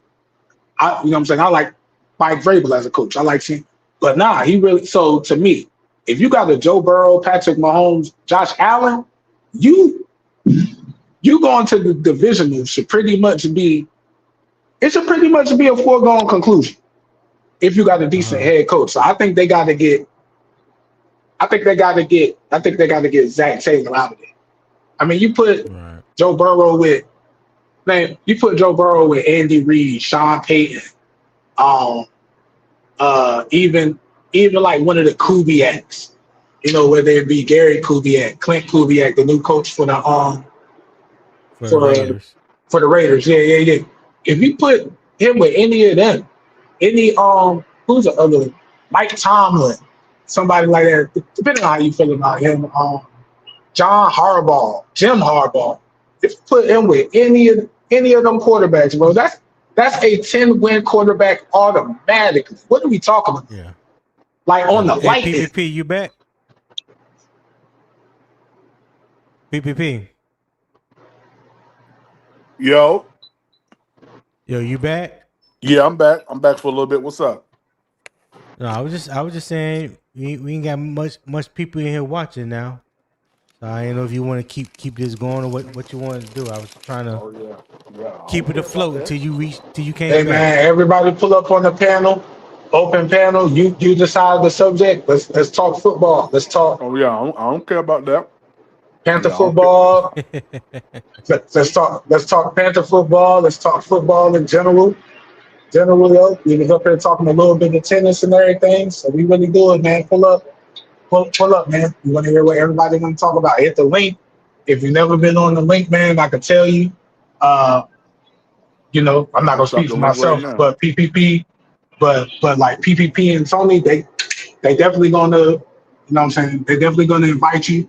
They go, what I'm saying, we gonna let you get your opinions off, your full explanation. So if you've never been on the panel or you ever Well, it been all nervous depends. about getting on the panel, If you come up here talking about Jesse Horn need to be wide receiver, I ain't gonna let you get that out. If you I talk, if you think, talk about what?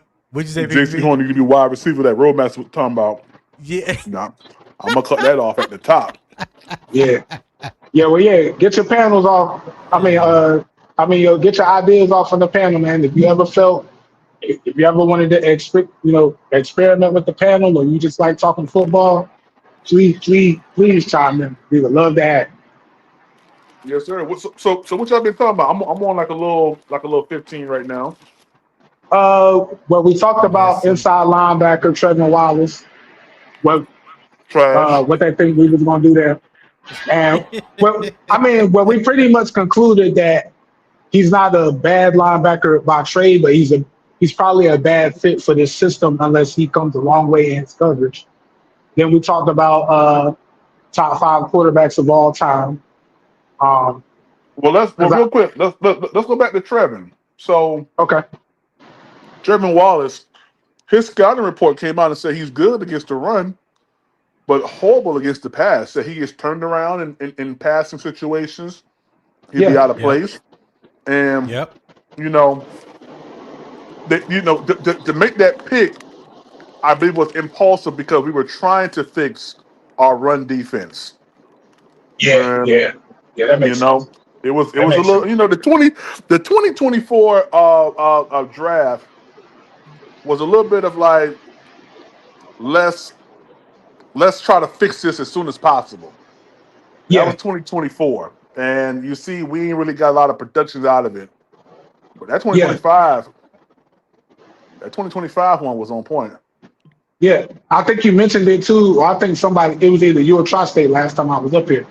I think y'all made the mention that 2024 draft was also under that old scouting department. 'Cause, we got It rid of that was. scouting department. We got rid of that scouting department, and then all of a sudden, every pick Yeah. hit. So and one of the big things about it before we had the 2025 draft was like Dan Morgan supposedly made up his mind like we're not like we like traits and all that, but this draft we going off of college production. You know what I'm saying? Yeah. Hence getting set after 2 seasons of 1,300 yards and production. Nick Scoring, um, everybody forgets we got two of the guys in that draft that in the preseason draft were ranked in the top five, potential top five picks. And Yeah. Ted and Nick Scoring. So that's how good of a draft we had. So I just think because this is my thing. Unless you're telling me that somebody was under a coach that absolutely just didn't know what they was doing, they Hmm. shouldn't have been a college coach. You should have some production in college. Right. Something. Yeah. You should have some. Like I ain't talking about, like if you're a wide receiver, I'm not saying you got to give me 1,400 in 2 years, but not to take a knock at Excel, but like the one thing where I was like, yo, I like what I see, but bro, it took you 5 years. Now, Right. now look. Other than him, other than his parents, other than what happened to his parents, I give him a pass on that. So if you take out 1 year, it still took you 4 years to really come along. So how do I know you're gonna hit your stride in year three in the NFL when it's supposed to be, what I'm saying, which is supposed to be the breakout for everything in the sort. But I like the way to me, it just showed that Dan Morgan really pays attention.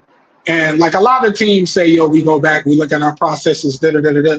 But I think early in the game, Dan Morgan realized, okay, here's what we did this draft. Here's what the problem was. Let's switch gears. And just like you're saying, the 2025 draft pop. I believe this 2026 draft is going to pop too, Hmm. Yeah. especially them first three Yeah. picks, especially them first three. Yeah, man. Lee Hunter, Monroe Freeland, and the other guy, Brazel. Yeah, Man, listen. Those picks right there are probably the best, like production wise and fit wise, that we could have asked for. Yeah, and Be then the totally whole honest with thing you, we man. all, and then the whole thing we all know, man. Football is a line and trench sport. Like it just is what it is. You gotta Hmm. own the trenches. And that year, all the analysts, if you ever hear them talk about Philly and how they fell off, they Hmm. always say the year they won the Super Bowl, they were bullying people in the trenches. Jalen Yeah. Carter, all these linemen, da da da da da. And so when they got away from that, just think about it like the Ravens. They known for having great trenches. Uh, even the Chiefs, everybody gives Patrick Mahomes the credit, but they forgot that interior offensive line of Trey Smith, Cree Humphrey, and that center, all of them, all of them were all pros that year. You know what I'm saying? So Yeah. you got to win. It's like you got to win in the trenches, bro. And to me, the only reason it might not look like we hit immediately on this draft is because they linemen. But when you start bringing out Monroe Freeland and you easing him in, wait till Icky come back and we can roll out 6'7" offensive linemen and it's 4th and 1 on the goal line and we could just blast you. Like it's gonna be a completely different thing when it comes to running the football. Running the football and the people that we're gonna be able to throw at you on the defense.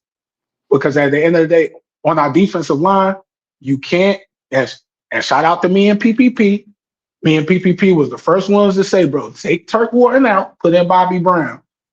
You can't double team. You can't double team everybody. You can't double team Jalen Phillips, Derek Brown, Bobby Brown, and Lee Hunter. It's only 11 people. And so I believe we'll whip people in the trenches, and I believe that's going to be the biggest thing. But yeah, imagine when we start rolling out them 6 linemen, 7 linemen packages, bro. It's gonna Hmm. be crazy. Yeah, it's gonna be crazy, man. And that's why I'm saying that this year is going to be a year that people haven't seen this type of Carolina Panthers team. They Yeah. they, they, they just haven't. It's going to be totally different, man. And guess what? It's going to be totally different with Bryce Young feeling confident about what he wants to do. And I know people Oh yeah, don't definitely. understand that. They can't see it. They need something tangible to see this. But yeah, man, what I'm looking at is Bryce Young going out there and having to play carefree football. This team will be work operating on all cylinders, man. You got T Mac, you got Coker, Brazel, Mechie, Jimmy Horn, David Moore, Bryson Tremaine. I did leave out Excel because I don't think Excel is going to be here much longer. I just don't think that. And I know people don't like to hear that, but I mean that's my honest opinion. He hasn't afforded us anything over the past 2 years. I don't think he's going to afford us anything right now. I So think he'll make the team. I think he'll make the team PPP. But if he don't look like he's trending up and he's headed towards a much better year, I believe we'll trade him by the trade deadline and try to yeah, get we what we yeah we can need because he to. was. You know what I'm saying? Yeah, we need to. I mean, he's not affording us anything. I I'll be it's told. just it's just bro. You can't you can't come in as our star wide receiver. And this is when we're dearth of wide receiver talent. Like we know you're getting all the targets, bro. You Hmm. can't come in whether you count him as a second round pick or a first round pick. Because if he was a second round pick, he's the first pick of the second round, which is a fringe first round pick. So you can't come in as a first or second round pick and then get outperformed by an undrafted guy, bro. It can't happen. Not a Yep. seventh round Yep. guy, not a Hmm. sixth round guy, and undrafted. It can't happen, bro. So, Yeah. That, and I that get that's only everybody played like, 11 yo, that's not games. his fault. That's only But played 11 games in the past 2 years. Each year. Like that can't happen. yeah, you can't. It's like the semantics ain't good, bro. And I really believe they looked at that and was like, okay. And look, he might have been a reason for the switch in philosophy with the draft. Because, okay, we drafted this guy. He's big, he's fast. He ain't popping well. He got outperformed by an undrafted free agent. Yo, screw this. And then they went into the next draft and they draft somebody in the top 10, your same position. Come on, bro. Which it was a great pick on with best player available and all that. But still, he's at your position, bro. Mm-hmm. So At your it's position, just a different and thing, then they bro. go out there and get Chris Brazzell, who's your body type. Yeah, You yeah. know, I mean, And to me, I'm gonna be watching the honest with you. blueprint, I but don't have no issues at all on this team. I think we're decent at wide receiver. You know, well, I ain't gonna say decent. I think we're good at wide receiver. I think we're good at running back. Offensive line is going to be um, tight end room. Yeah, that may be good. You know, I mean, Tommy Tremble, Mitchell it's one Evans, issue, JT PPP. Sanders. Huh? It's one issue, PPP. What? And only because we run two of them on the field at the same time, inside linebacker. Because God Well, well, well, forbid, well, well, I, if I Devin was getting Lloyd ready. get I was getting hurt, ready we to get to right that. back at the It's same like part. Oh, my bad. My bad. Go no, ahead. no, no, no, no, no, no, no. You good? You good? I was getting ready to get to that. It's like okay, if it's linebacker, I ain't got no problem with that because it's like we can, like that's easy to work on. Like you got Isaiah Simmons, you got what's old boy's name? Golly, what's his name? Gibson. Gibson can play No, that as no, no, well. no. Gibson is Gibson is an edge rusher though. He pop off though. I'm talking about inside linebackers that's like responsible for covering the middle of the field. Because then we'll be right back to the same problem as last year. Because with the system we run, you got to be able to cover that middle of the field, which is why they went and got Devin Lloyd. To me, and I don't think he'll get injured. God forbid, knock on wood, knock on cedar, knock on anything that's related to wood. But anyway, it's like if you lose Devin Lloyd, you down to Trevor Wallace as your best linebacker, and a lot of Mm, us don't even really trust him. And you got to put two out there because you want to run the 3-4.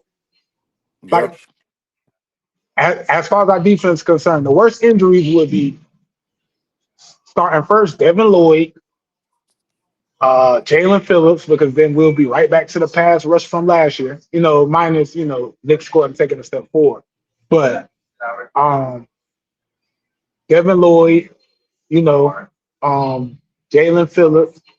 If any of them two get injured, it's like we pretty much rolling out the same defense from last year. Mm-hmm.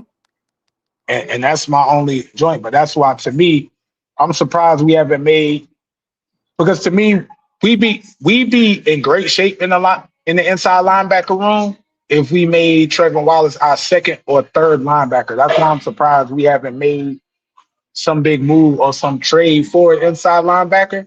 But we like to keep our draft picks. So what that's telling me is if Trevor Wallace don't perform, and we don't, what I'm saying, nothing happens on the quarterback front, like we play Bryce, I feel like our next first round pick will be an inside linebacker.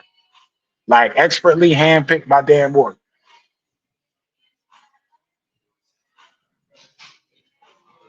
But, we'll see. No, oh, my bad, my bad. I know I was on mute. Is there something coming out this upcoming season?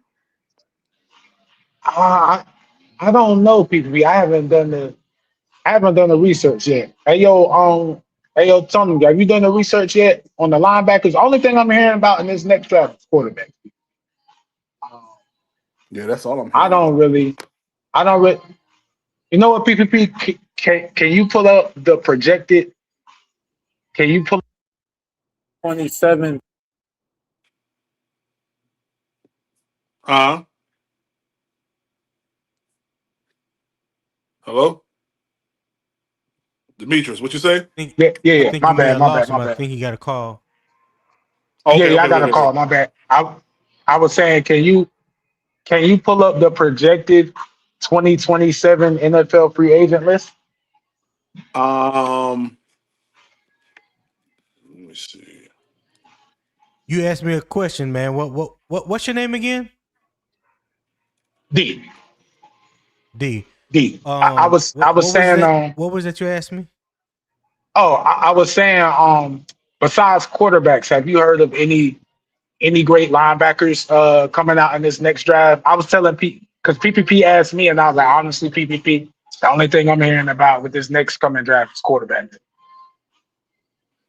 All right. Um, Real quick, because I got to get back to work. I just want to read these names off real quick. Patrick Queen, Frankie Louisville, Jordan Brooks, Blake Casham, Devon Diablo, Christian Ellis, Dre Greenlaw, Malik Harrison, Mac Williams, Isaiah McDuffie, uh, Ivan Pace, Drew Tranquil, Terrell Dotson, Jake Hampton, Denzel Perryman, Michael Rodriguez, Troy Dye, Akeem Davis Gaither, Oren Burke, Nick Neiman, Christian Roseboom, D'Angelo Malone, Drew Sanders, Jake Cochran, Makai Walker, Damon Clark, Willie Gay Jr., Jonah Williams, KJ Britt, Isaiah Simmons,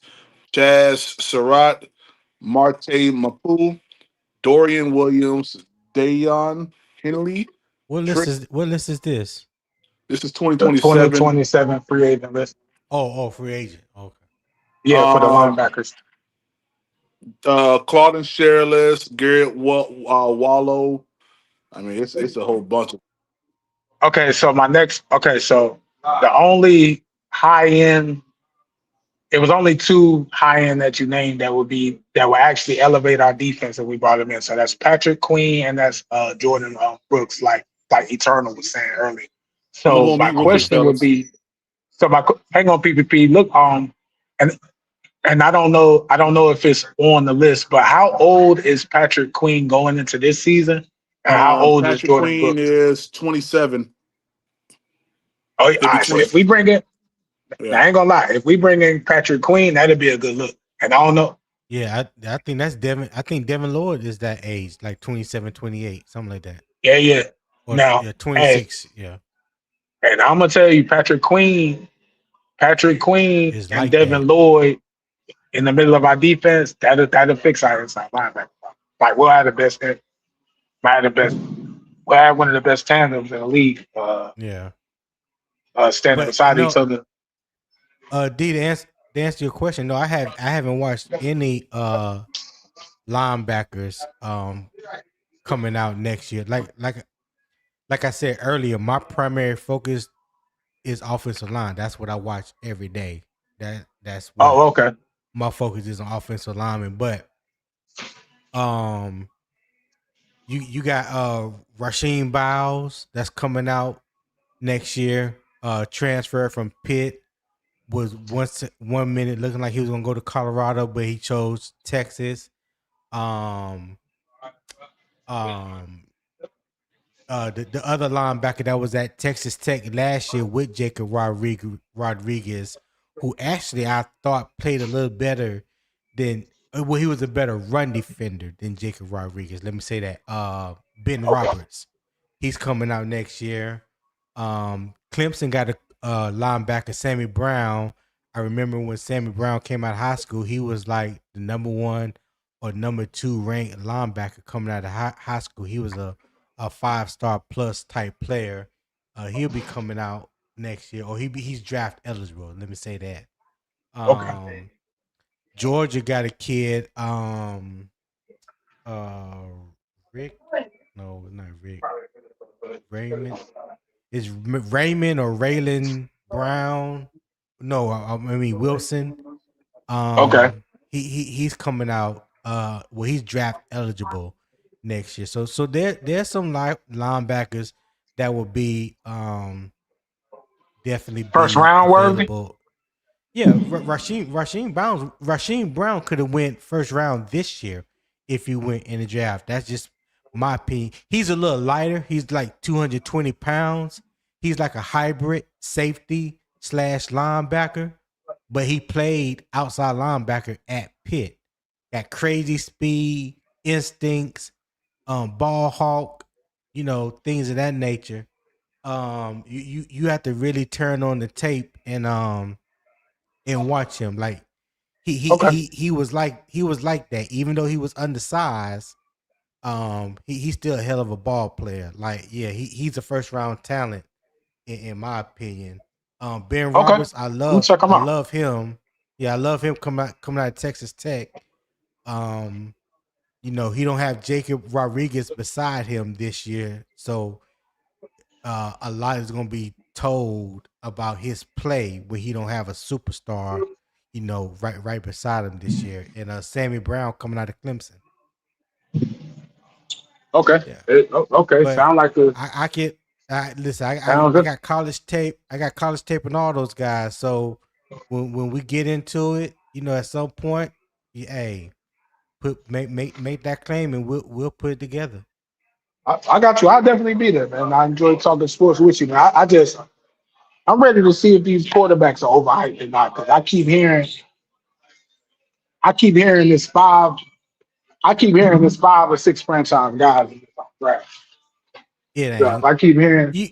Listen. You want me to tell you one of the main reasons why this draft class is being hyped up? One person is Who the main reason why this who draft class is Arch? being Arch Manning. Yes. They talking about this draft class like it's some top tier draft class, and it's not. But the main person that they're really putting up on the pedestal that is kind of pushing the conversation, it's because it's Arch Manning. If Arch Manning was not coming out in this draft, they would not be talking about this draft like they do. Okay. I Well, promise, I promise you, I promise you, there is not more than maybe two or three. If I'm just going off of what I saw last year, and yeah, these are guys that started in college last year. If I'm just going off what I saw last year, and you talk about the top 5 or potentially top 10 quarterbacks that be available, yeah.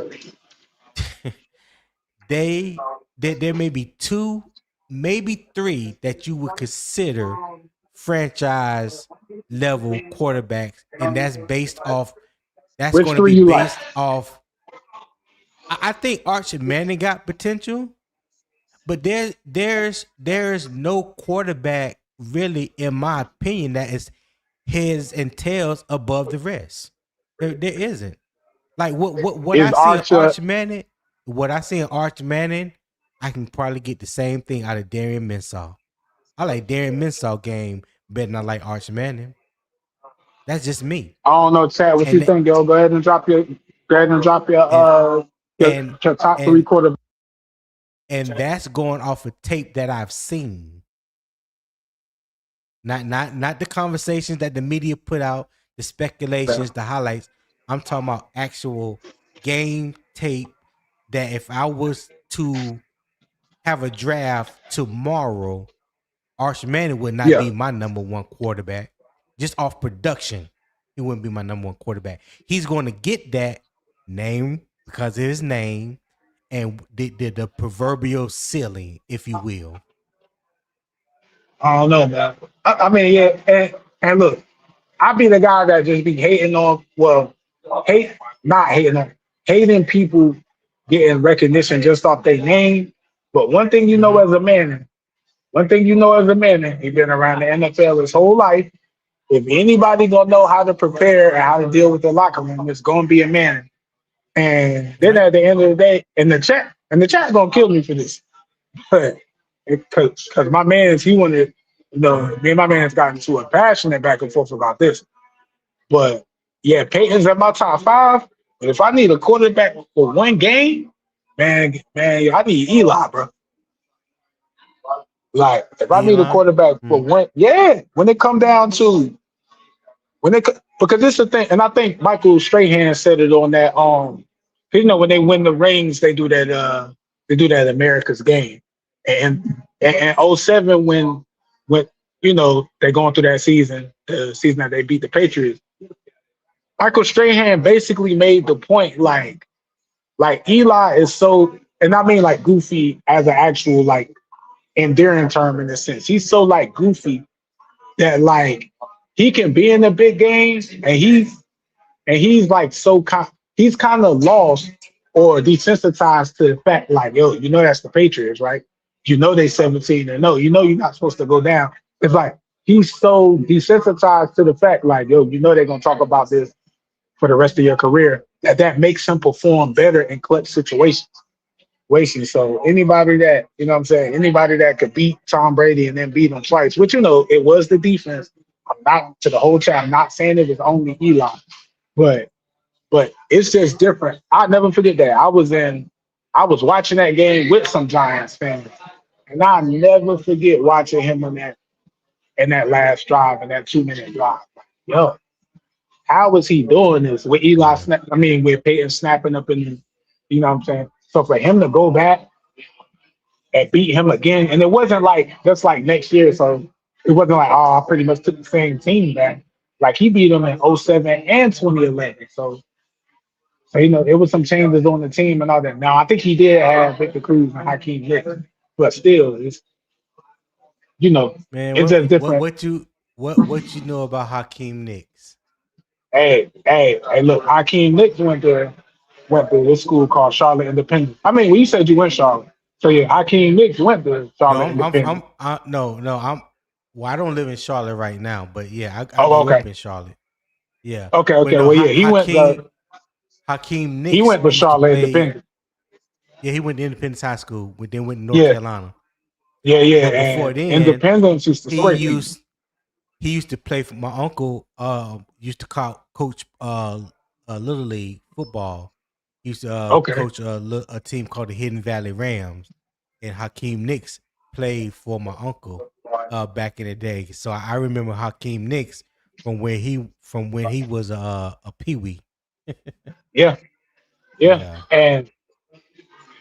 Well, I don't really now. I'm careful when I say this because I haven't done my research on this chat. But you gotta put Victor Cruz as one of the best. Was he undrafted or what? I don't How know. I we think get he was talking a about the UGA damn pick. Giants? How we get Because on this? we was talking about Arch Manning and him being the man. We Oh were talking about the other man. yeah.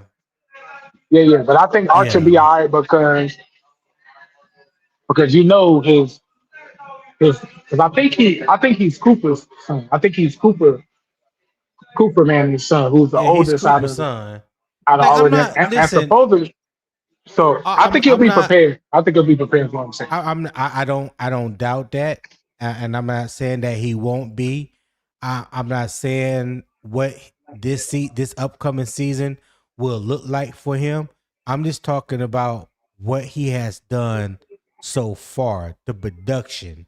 That's No, all I'm no, no, no. talking I know about. what you're saying. Yeah, I know what you're I saying. know what you're saying. I know you know. I'm just saying, Okay, just yeah, I based got off his current production, if the draft were tomorrow, he would not be the first quarterback off the board if I Okay, was so taking who's a your number quarterback. one? So who's your number one if you taking the quarterback Just based off of pure production that I've right now? seen thus Right now, far. based off whatever you wanted to be. No, I go off production, dog. I don't Okay, do okay, nothing else but what I've seen on tape. I would take Dorian Mensah over Arch Manning. okay. How you feel about? And I don't know. I haven't done. How you feel about that dude? It's a dude named Sellers or something. I think he go to like Lenore Sellers, Oklahoma or something. Yeah. I think he plays with South one of them teams Carolina. that got the red helmets. Yeah. So Yeah, I don't know where he not played, but not I heard his not name. not a first round talent. He's not a first round talent. Okay, 'cause they got him going they got him going like mid first Yeah, round. and they base that off of because he's a big guy. He's like 6'4", 6'5", 245, and projecting to run a 4.3 40. He got wheels. Don't get me wrong. He can run like a mug. But just watch his quarterback play. And when I say that to people, they try to go all over the goalpost gets moved all across the damn field. And all I ask people to say is if you were drafting a quarterback in the NFL, you have to be able to play the quarterback position from the neck up. Yeah. Right Okay. Yeah. now, he's not there yet. Okay. He's not there yet. Now, again, the proverbial ceiling, the projection, if you will, because he's this big, fast quarterback and he can get out and run. Okay, cool. How much of that has won a quarterback games in the NFL without getting their head tore off. Because Josh Allen was that same type quarterback coming out of Wyoming. Everybody talked about his arm, raved about his arm, or he could throw the ball the whole length of the football. But you know what he wasn't? He wasn't accurate. He didn't even know how to lay a football.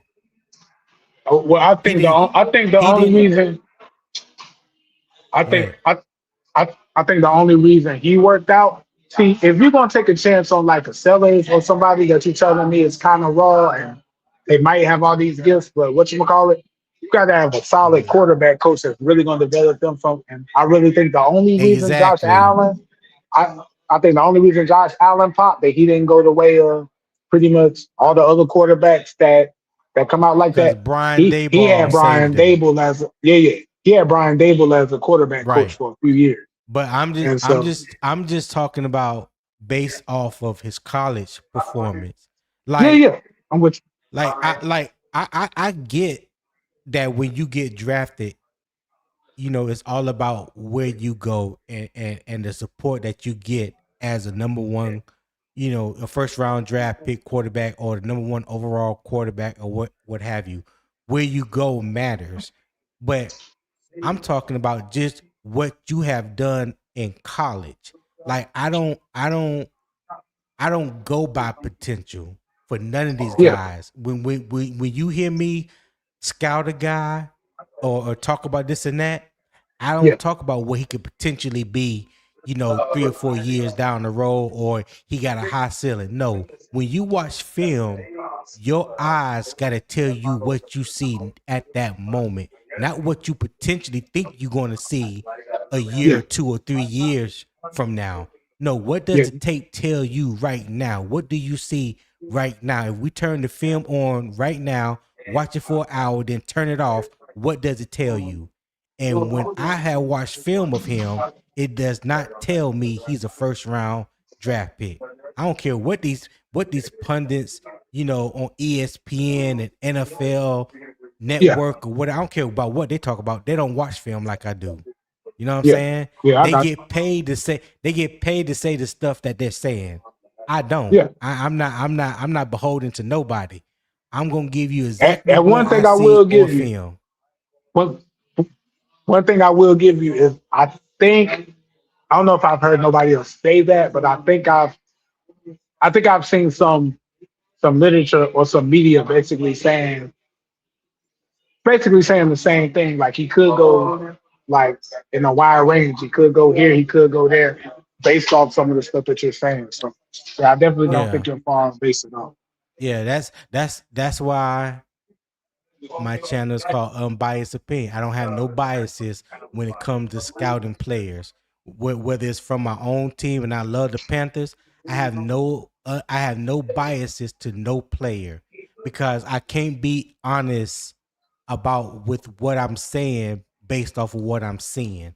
Yeah, I yeah, don't fact. I don't I don't I don't give out information based off my feelings. If the Yeah. tape don't match up with what I see, it is what it is. I think the good thing about our team, I think we really only, I think there's really only, I don't know, I'm being careful, but I really think there's only four players on the hot seat or on they seem kind of warm. One of them is Bryce because of the nature of you want to get paid and da da da da. Then you got Excel. Then you got Trevor Wallace because that's going to decide if he's going to be a cornerstone inside linebacker. And then you got Nick Scott. This is the year I believe that if unless he plays at a high level, like he might go into the next draft actually looking for his replacement. Now it's hard to play safety in our system, which is why I think we haven't replaced him. You know, already, and he's smart. He gets everybody primed up. But I think if we see the days of him being out of position or giving up bombs and all that stuff, like that, like Yeah. that, like that tweet Warren Sapp put up after the playoff game, and and Who he, you talking about now? Nick Scott, the safety. Oh, Nick Scott. Yeah, yeah. Warren Sapp had put up a Yeah. tweet in the playoff game where like one of the Rams that got way behind them. And like Stafford song, threw the ball to him, and instead of like trying to battle, instead of trying to like backpedal or either like basically get under the ball, Nick Scott tried to like jump and knock the ball out of the air, and I guess he ain't jump high enough. So like the picture that one Sap shared Oh yeah, is yeah, I've basically seen it. like Yeah, Nick I know what Scott you're jumping, and the ball talking going over his hand. So about. so yeah, Yeah, I I know. think I if know what you're he talking about. Yeah. if he ain't like if he doesn't look like the rest of the defense, provided no no injuries, I think we'll replace him. And but yeah, pretty much only him, Trevor Wallace, and just Bryce because of the nature of playing. You know, um, the fact that you play the most important Yeah. position, the fact that you trying to get 50 to 70 M's, it's a whole different thing. So yeah. Hey, PPP, where you at, dog? Yo, I what think he up? might have said he got okay. Oh, okay. Yeah, I'm about to get off here. I got a couple things I got to go take care of. Ain't no problem. Ain't no problem. Ain't no problem. I Yeah, appreciate no, I y'all, was man. about to drop off too, man. Okay, no problem. No problem. I'm gonna shut it down, and I'll just come back a little later. All right, All man. right, man. All right, Hey, man. I appreciate You you. I come back later. I'll appreciate you pop in. letting us have the panel and Yeah, man. talk some football without crazy interruptions. Yeah. No, absolutely, man. I appreciate y'all, man. I'm gonna holler at y'all later, y'all. Hey man, All hey right, man, man. shout out to both of y'all, man. Y'all stay safe. PvP, I'll be back later. All Chat ill, right. shout All out to right, y'all. man. Shout out to y'all for listening and come back later, man. Yes, sir. Yes, sir. We out. Peace. Peace.